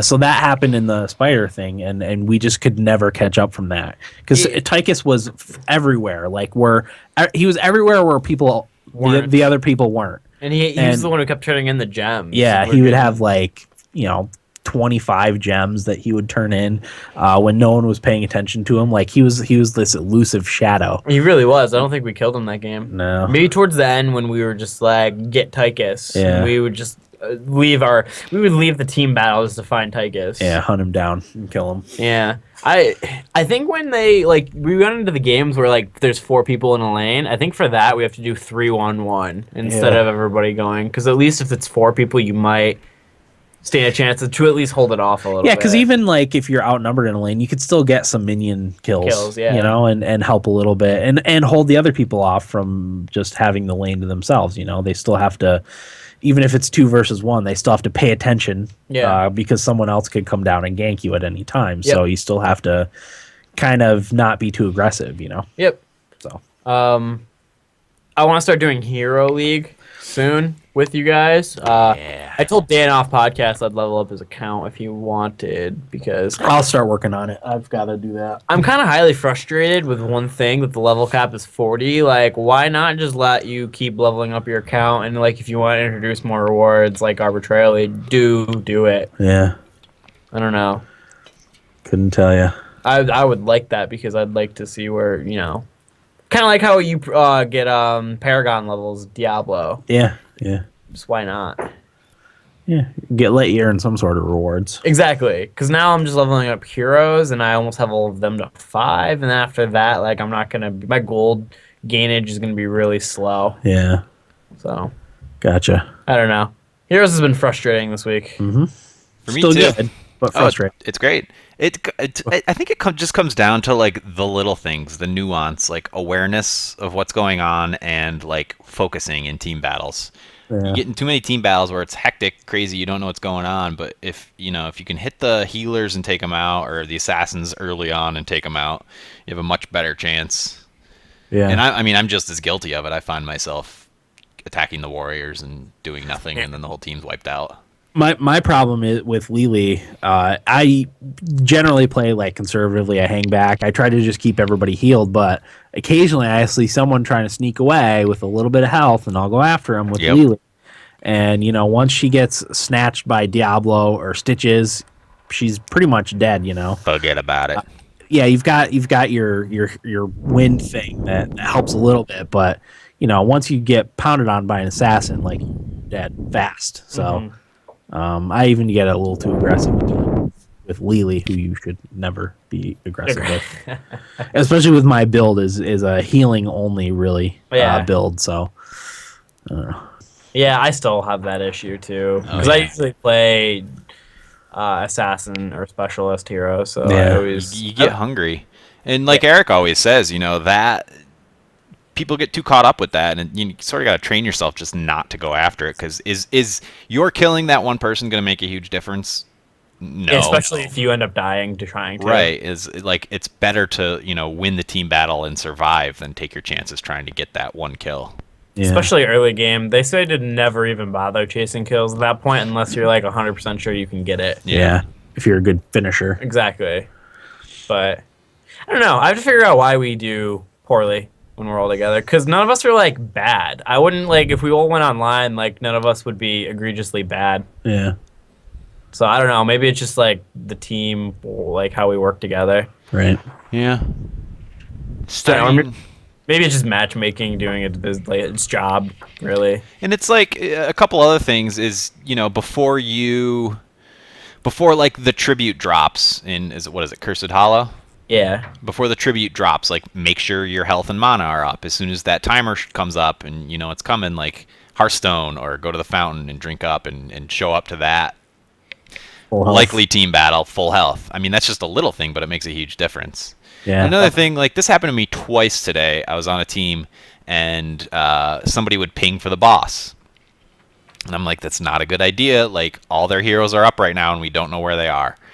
But of course, 3 of our guys on our team would attack the boss and it'd be like, all right, well, I guess I have to join now because I know it's going to turn into a team fight. And sure enough, they show up and we're all dead. So a bad leader. It's really frustrating. It's not even necessarily the leader. It's just some idiot, Yeah. It's like, that's not a good idea. And even if you say like, not a good idea, they just go ahead and do it anyway. I don't know. Yeah. No, yeah, you're definitely right. It's tough. Whoever's the most assertive, you do that. Yeah. Really. Yep. Then you could also have like a team with 2 assertive people who are fighting over what you should do next. I've had that happen too. Oh yeah. And like, as I said, I usually play as Lily. I just follow around like one of the characters and just keep them healed. Or once team battles come around, I just try to keep the team healed. Like I'm not gonna. I'm not there to lead the way. Lead the charge. When I'm Brightwing, I always just stick with either an assassin or a tank and just heal. Keep them healed. Yeah. And frickin' Chris and I were playing today, and this one Zagara called us retards. And I was like, well, that's not very nice. Right. And he didn't say anything after that. Did he say like? Did he just type retards? Or he's Mr. Ping, like pinging everything every second is really annoying. Does he ping like the same spot repeatedly too? Oh yeah. And then if he screws up and dies, it's like, where were you guys? Oh yeah. It's like, well, we're kind of doing our jobs. You're the idiot that, got yourself ganked. Yeah. Yeah. There's that example of whoever's the most assertive. How that's an issue sometimes. And we were winning, and we won that game. It's like, you don't need to call us such a negative name. Yeah. Inappropriate. He just needs a hug. And he did need a hug. Well, that's why all I said was, that's not very nice. You didn't say anything after that. Nice. He's He's probably used to people raging back at him. Yeah. That's what I was hoping for, probably. Yep. I would have bet. I'm defensive when the people I play with get insulted. What's our weakness, Will? We've got Johnny Highwind in the chat asking what spot we need filled. Warrior? Yeah, we have the least warriors. I was gonna say Good warriors. tanks are always a prime a prime thing. Eric does pretty well as Arthas. Arthas. Yeah, I think Evan's a good Diablo now. Yeah, Evan is a very good Diablo, and he's gotten a lot better too. I was surprised because he didn't really like it at first, and then the more he's played, he's gotten a lot better and liking it a lot more. Mm-hmm. I don't know. I go into the subreddit and people complain about the matchmaking and it being so bad, but like I don't think they realize that you're not supposed to win every game. You're supposed to win 50%. Yeah. So like just because they lose a couple after winning a couple, like that's just what is supposed to happen, I guess. Right. So I got to remember that too, but I don't know. I just want to win more. Yeah. Who's getting nerfed next? Man, I don't even know. People think Sylvanas, but she's actually pretty balanced. It's just she's new and hard to counter at first. Like everybody says, like, oh, Blizzard introduced an overpowered hero, so people would buy her, and then they're gonna nerf her. And I don't buy that. She's really squishy. She can't really team fight that well because she has no area of attack damage. So I would, and she can get stunned really easily, and her escape's really slow because it's the Banshee thing. And it shoots out, and like you need to get a good distance away so you can actually escape. Mm-hmm. And like you have to wait like 3 seconds before it's actually a safe distance for you to escape. But I get really annoyed when people talk about Sylvanas being overpowered. So I don't know. I think the Lost Vikings are pretty overpowered. I think it's just one of those things that the only people who play them are the really good micro players because they control 3 at once. Yeah, I've only ever played the Lost Vikings once in a match. Were they good? The person was very good with them. He had them split up in all 3 lanes and just soaking up so much experience. Yeah, because you can do that and leave one of them up there and have more people in a lane to fight for you, and you'd still be getting the experience. I don't know, like maybe cause I think they have the highest winning percentage competitively. Mm-hmm. It's just not a lot of people like to do the 3 heroes at once, and I'm one of them. I'm kind of I can't even manage 1 hero as is. Well, when the shit hits the fan in team battles like late in the game, exactly. I can't imagine trying to keep track of 3 things. Like I have a hard enough time keeping track of myself, especially because one of them's like really, really squishy and will die. I think it's Eric. I think they're all pretty squishy, but I think Eric is the little Viking and he's the most squishy. Okay. But. Yeah. But to be honest with you, I have no idea who will get nerfed or buffed. I'm hoping Nova gets buffed soon because she's like low tier on everybody. Everybody makes fun of like Nova players, but everybody complains at the same time. I always get blasted by Nova. Me too. Wait till you learn the shimmer. That's because we're noobs, Dan. I was gonna say I haven't really played as her, and I don't understand her abilities that well. So I think that's part of the reason I get. See, the thing with her is she only she has a decoy, but that's it, and it's really not even that good. So she can't escape. So when she shoots, if she's not in good position, she's gonna die. Zeratul is more like he can blink in, do a lot of damage, and blink out safely and not be touched. That's really annoying. So Zeratul is my least favorite hero. I hate fighting Zeratul. I hate when there's Zeratul on the other team. Yeah, every time he's on the other team, I just go, ugh. You love him when he's on your team because he helps finish people off, especially. Exactly. So. Well, and he can pick a target. That as Malfurion, I've gotten killed by Zeratul more times than I care to recount. Yep. And he just blinks in, kills me, blinks out before I even have a chance to like root him or heal myself or anything. I don't even know what's going on. And you know he's like laughing and so happy. Oh yeah, and his team's cheering. So proud of himself. Throwing him a party. And I'm just respawning at the Hearthstone. Zeratul is usually the player though that like if things go bad is the first person to be raging. Yeah. Same thing with Illidan. Like those two are the heroes that when you know they're on your team and you don't win, they're gonna be the ones that yell at you. There's probably something to that though. The type of character you like to play in. Oh, definitely. It fits your personality a little bit. As soon as I saw Illidan, Johnny and I talked about it when we first got into the game. We're like, oh, this is the hero that like the really hardcore players are gonna play as. And sure enough. Have you ever met an angry Malfurion? No. There you go. Angry Lily. No. Those two are like the nicest people usually. There you go. I think it's just the assassin role, probably, right? I mean, the Glory Hounds type of characters. I was called some pretty mean things by a Diablo once, but that was like the only warrior that was mean. Vol is usually pretty volatile. Yeah. I don't know. Must be the assassin Yeah, specialist. that's interesting. I bet you there's something to that. I would agree. Absolutely. Okay. But yeah, that's my HOTS talk. I Any other mean, thoughts on HOTS, Corey? I don't think so. I said to Will, I don't think I mentioned this last week, that I'm sort of, I don't want to say getting bored with it, but getting a little bit tired with it.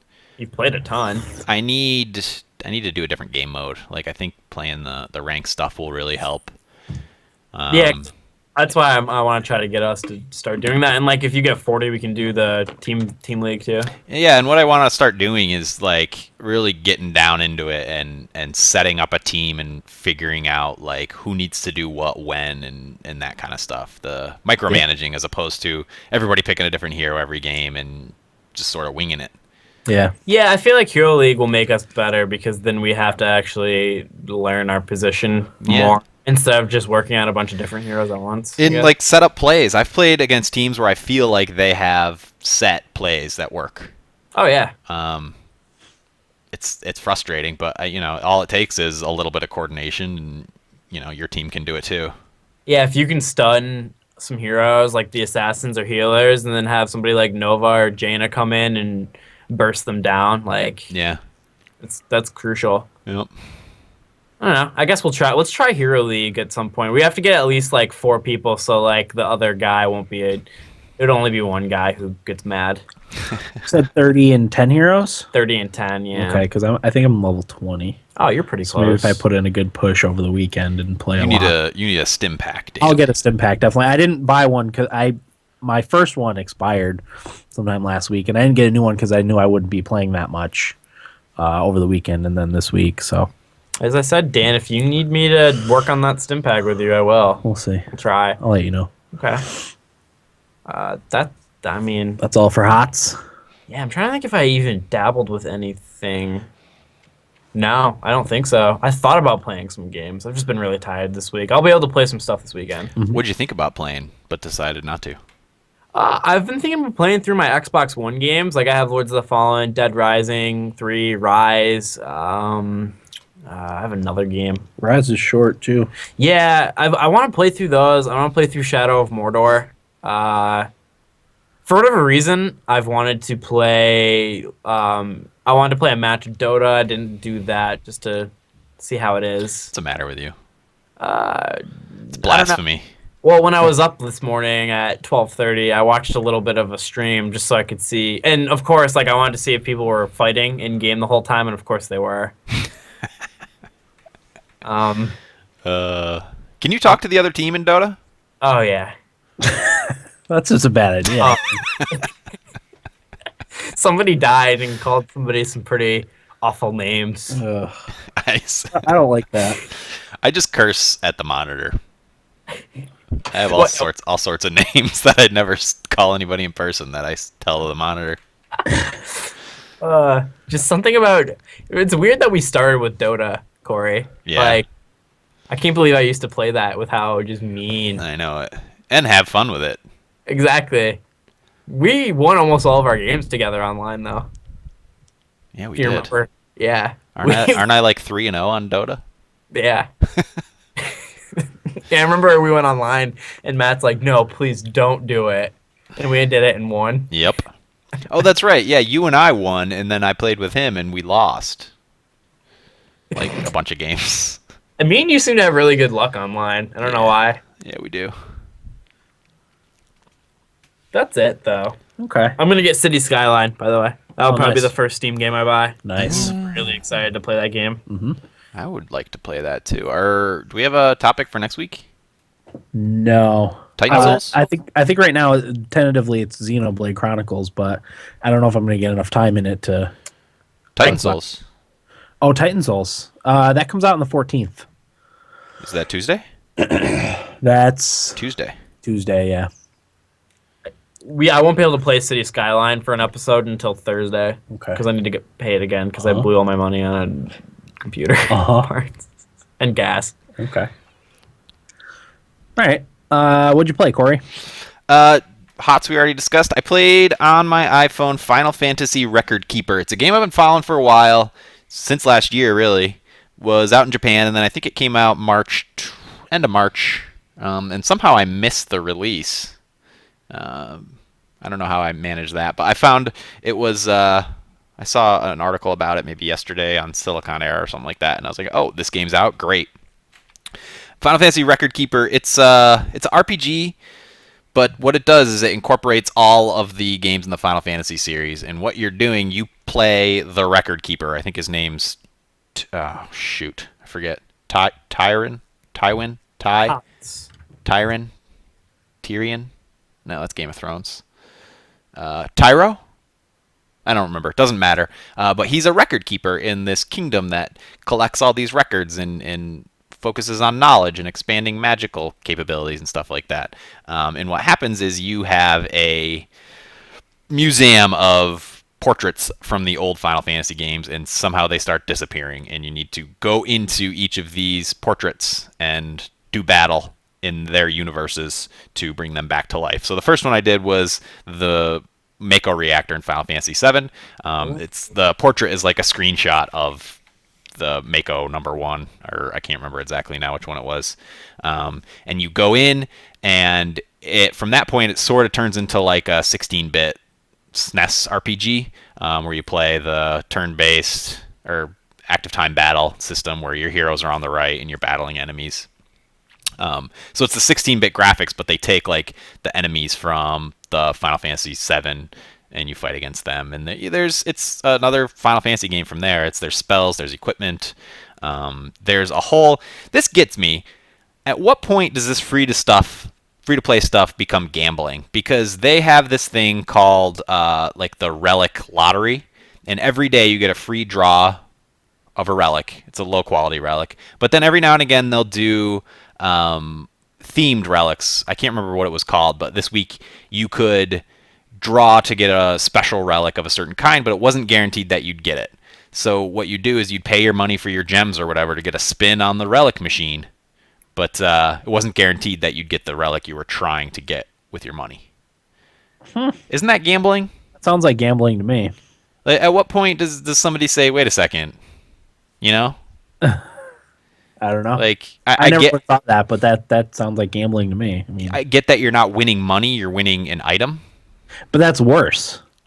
Yeah. Well, yeah. To me, it's worse if you're winning something not Real? Yeah, not money. You know, like what's the point? Yeah. You're spending real money to gamble for something like that, digital. I guess you could say that's what happens when you go to like a plushie machine and put in a quarter. Like you're not guaranteed to get it, but it just seems dirty to me. Yeah. Well, at least there's some skill involved in, you know. That's true. Like it's like a carnival game almost. Not skill. Yeah. There's some thought involved in it. And, yeah. You know, this is pushing a button and hoping you get the item that you paid to spin for. Yeah, where the numbers are probably stacked against you. Oh, I'm sure. It's BS. But it is a free play game. I feel like there is plenty of Final Fantasy stuff. You can unlock the characters and then they join your party. I already unlocked Cloud. And then, like, if you use Cloud in the Final Fantasy VII battles, he gets a bonus to his attack. If you use Final Fantasy VII items in the Final Fantasy VII battles, they give you a boost. So it's good for Final Fantasy nerds. And beyond that, I wouldn't necessarily recommend it as like a good RPG or anything. It does sort of have that smartphone free-to-play feel. But if you're a big Final Fantasy nerd, there's plenty in there for you to chew on. And you don't have to spend money on it to enjoy it. I haven't gotten to the point where I've needed to. Oh, speaking of which, I gotta log in today. If you log in every day, you get a increasing reward each time.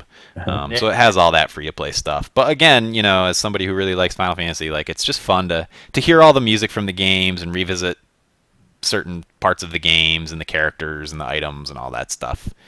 I would definitely recommend it. Not better than All the Bravest, though. It's better than All the Bravest. Much better. But, I mean, yeah, it's free to play and there's that bull crap, but it's worth it for somebody like me. And you can not spend money on them. Right. I mean, this game doesn't have me like chomping at the bit to get to the next thing. I've done 2 portraits so far. That's it, which isn't much. How long is like a portrait? It's the 2 I've done are 3 battles. It's like 5 minutes. Oh wow. And of course, you get graded on that, and you get ranked on that. And if you get the best, then you unlock like that portrait's relic. So Gotcha. there's always that incentive to go back and try it again if you don't 100% it the first time.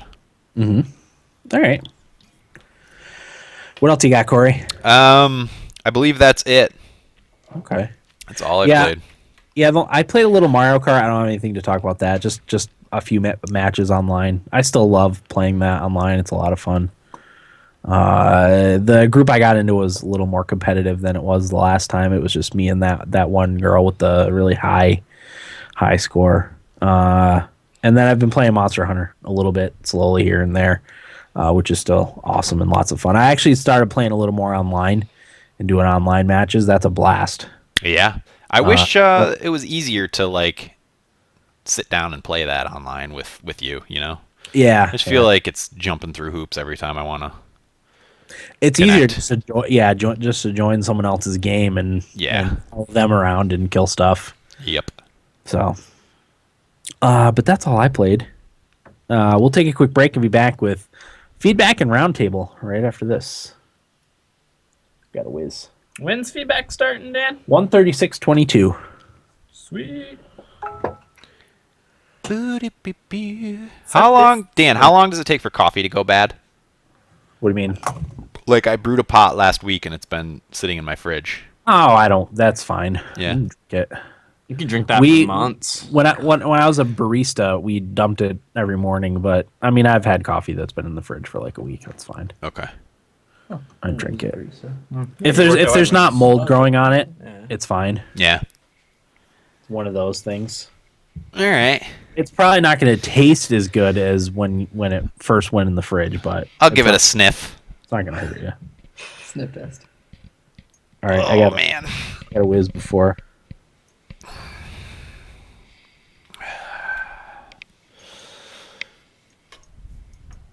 Shouldn't even do a roundtable segment anymore. Why? When was the last time we had a roundtable? It's not roundtable. It's question of the week. I'm sorry. Mm. That's what I meant to say. Not roundtable.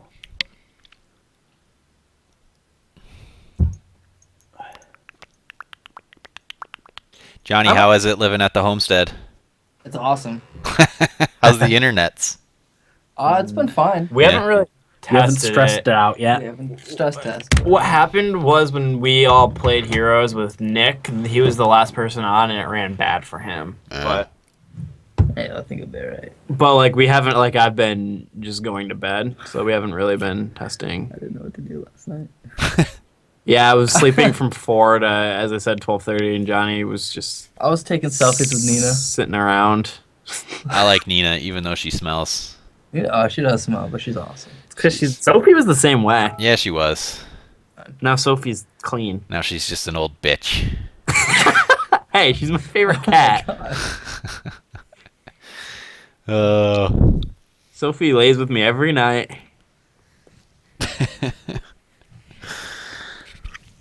I tried to bring Nina home.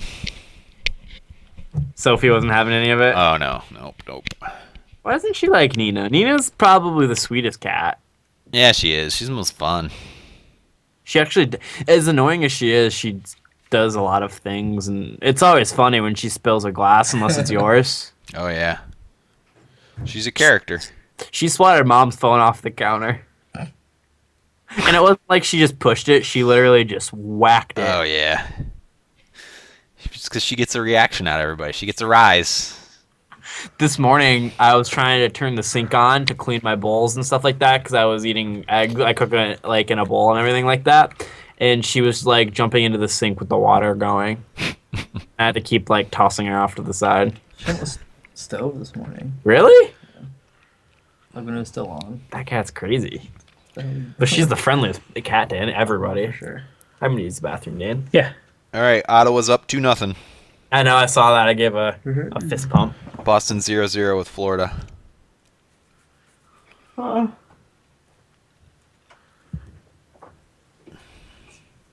does Pittsburgh play their last 2 games? Do you know? Buffalo. Oh, okay. That's Buffalo only needs to lose one more to clinch last place. Okay, So I'm hoping they lose this next one and then beat the Penguins on Saturday. gotcha.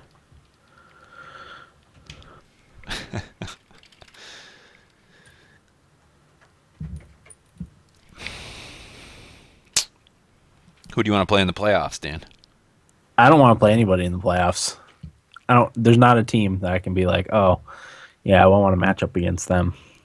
Because I think it's looking like we're going to probably play Chicago, which, maybe they haven't been as dominant this year, but they've won it two years out of the past 5. Mm-hmm. So they know how to get it done. Minnesota and Winnipeg are both hot. I don't really want to play either of them very much. Although we're playing Minnesota tonight. Yeah, I wouldn't want it. You're winning 2-0. I wouldn't want to play Minnesota. No, Dubnik's been lights out. But they're not Parise and Niederreiter and Vanek aren't playing tonight. So They're probably banged up and just giving time off. oh, and the backup goalie's in. I forgot about that. Dubnik's not even playing, so that's. He played like 30-some games straight. Yeah, I know. That's why Nashville is winning tonight. Hey, if Chicago beats St. Louis, you guys will take the division, right? Lead?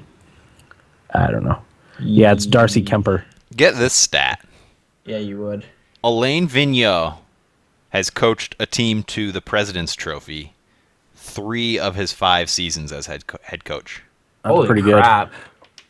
In the 1 year that he didn't get a presidency, he took him to the Stanley Cup. Yeah. That's crazy. Yep. What a guy. Is it rain? Oh, it's pouring rain. April showers. Raining pretty heavily here too. It was nice to help. Not that I needed help peeing, but if I did need help peeing, that would have helped a lot. Ambient drips. I actually didn't think I was going to make it to the end of the segment. Thought I was going to have to get up and go, but Dan peed his pants. no, I wouldn't do that. Just do what Corey does and go in a bottle. I haven't done that because I haven't been drinking beers while we've been recording. Yeah, once you break the seal when you've been drinking beers, Oh, forget it. you feel like you have to go every 10 minutes. Yeah. Corey's just going in a bottle. You guys are none the wiser. I would have had no idea. Yeah, if you didn't hold it up that one time, I would have not known you did that. And would thought you were kidding every time you said you did. Oh, I did it a lot. And Sophie would ask me why I open beers and never finish them. And I was like, ah, Corey, do you want to double check and make sure we didn't get any last minute feedback? they're finished. Are you serious? Yeah. Because I wouldn't always clean them up that night. Oh god. That's amazing. Let's see here, Dan. We got a couple of emails. One from Jake. You have that one? Jake from Dave one. An email from No, Jake? Yeah. No. All right. And okay, this League of Legends, Tito wants us to wait till Eric's on. Okay. And then I have another one from Tito. Okay. Yeah, I don't have those. There's one on Facebook too that's not on here. Um. The guy in Germany. Oh yeah. Okay, I can call that up. Do you want me to send these to you, or do you want me to read them? You just read them. Okay. Oh, I got 4 more Heroes of the Storm keys. Oh, okay. If anyone needs them. And I think you get Vala for free with them. Wow. So That's pretty good. She's good. I think. I don't know. So we've got like She's great. 15 keys now. Which would have been nice months ago when Yeah. I wanted to play. Well, we wouldn't have gotten our 2,000 and our Yeah. heroes. It's true. Miranda. It's true. We did get 3 heroes out of that. Got some skins too. That was more worth it than I. Yeah, for sure. When- Hope this game comes out this year so I can give him a game of the year. I'm excited to see different skins they come out with, like when it's actually released. Like Yeah. how- I wonder what it's gonna look exotic. like when it goes yeah. released. Like they're already making good strides with like Everything. but Tassadar's Mecha mega skin and all that. Like that's Murky's Easter Bunny. I can't believe they charge $10 for a skin. It is a lot. Isn't that crazy? I kind of wish you could use your money, your in-game gold for it. I didn't know you couldn't. Mm-mm. I think it's only the You master you can use skin. your master. You can get the master skin with your gold, but you have to get level 10. Yep. With the hero. Yep. Which is daunting, especially without the stim pack. 4.75 million. Yeah, I think I'm like, I think I'm almost 9 with Lily. Oh But I've only been playing her the past however many rounds. I've got Jaina and Nova to 10, and Sylvanas really close to 10, and then Brightwing almost 9. Brightwing's She's awesome. the best hero. Nice. If you're bored, look up Brightwing's Heroes of the Storm dialogue. Okay. So I like funny. that the characters talk to each other. That's awesome. Oh yeah. Some pretty cool ones out there. Abathur and Brightwing have the best interaction in the game. Abathur's- Dan, do you have the Miguel's feedback? Yep, I got Miguel, Rachel, I wish I might buy Avatar. and then the question of the week I might from just Benny sit and back. Travis. I might have Okay. him and the Vikings because they're never gonna be free. All right. They're just not. I should tinkle. We have a lot of feedback. Okay. It's awesome though. We have a lot of feedback. Yeah. yeah. I think one of the issues that Evan has when he's Diablo is that he kind of relies on the respawn in 2 seconds thing. Oh yeah. So he'll just run in there and charge and get Yeah. murdered, and then Oh. just give him experience at high levels. Gotcha. yeah. Because he's like, I'll run in there because I can respawn in 2 seconds. But I mean, that's not really an issue. Yeah. True. I guess at like level 19 though, it gives a lot of experience. Okay, I can see that. Yeah, he has charged in there 1-on-4. Well, Oh, yeah, one that hour. that tactic has a name too, and I can't think of what it's called. Because another online game I used to play, Suicide. someone would do that. Suicide. yeah, where you just Suicide. throw yourself and respawn Yeah. quickly. It's got a name. Like if it was with Murky, it wouldn't be as much because it's not a lot of experience when you come Murky. But No. Diablo, Diablo gives you a nice boost. Oh, he's especially every 2 seconds, it's like. Oh yeah, he's a beast. Hmm. That, He is, that Diablo. That being said, he's still really. No, good. like a literal beast. Oh yeah, no, for sure. Literal.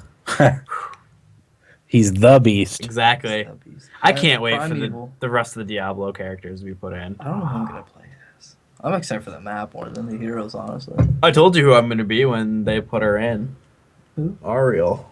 Is That might be the only one that makes me play a support all the time. Is that It's Crusader? the angel. Oh yeah, yeah.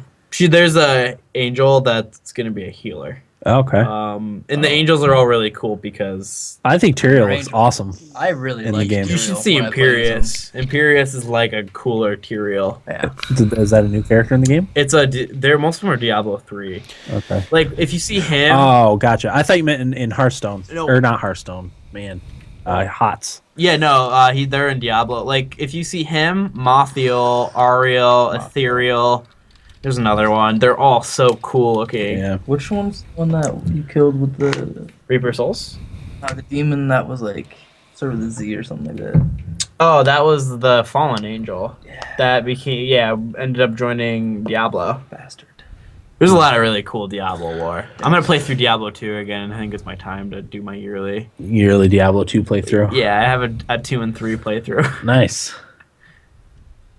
God, Diablo is such a fun game.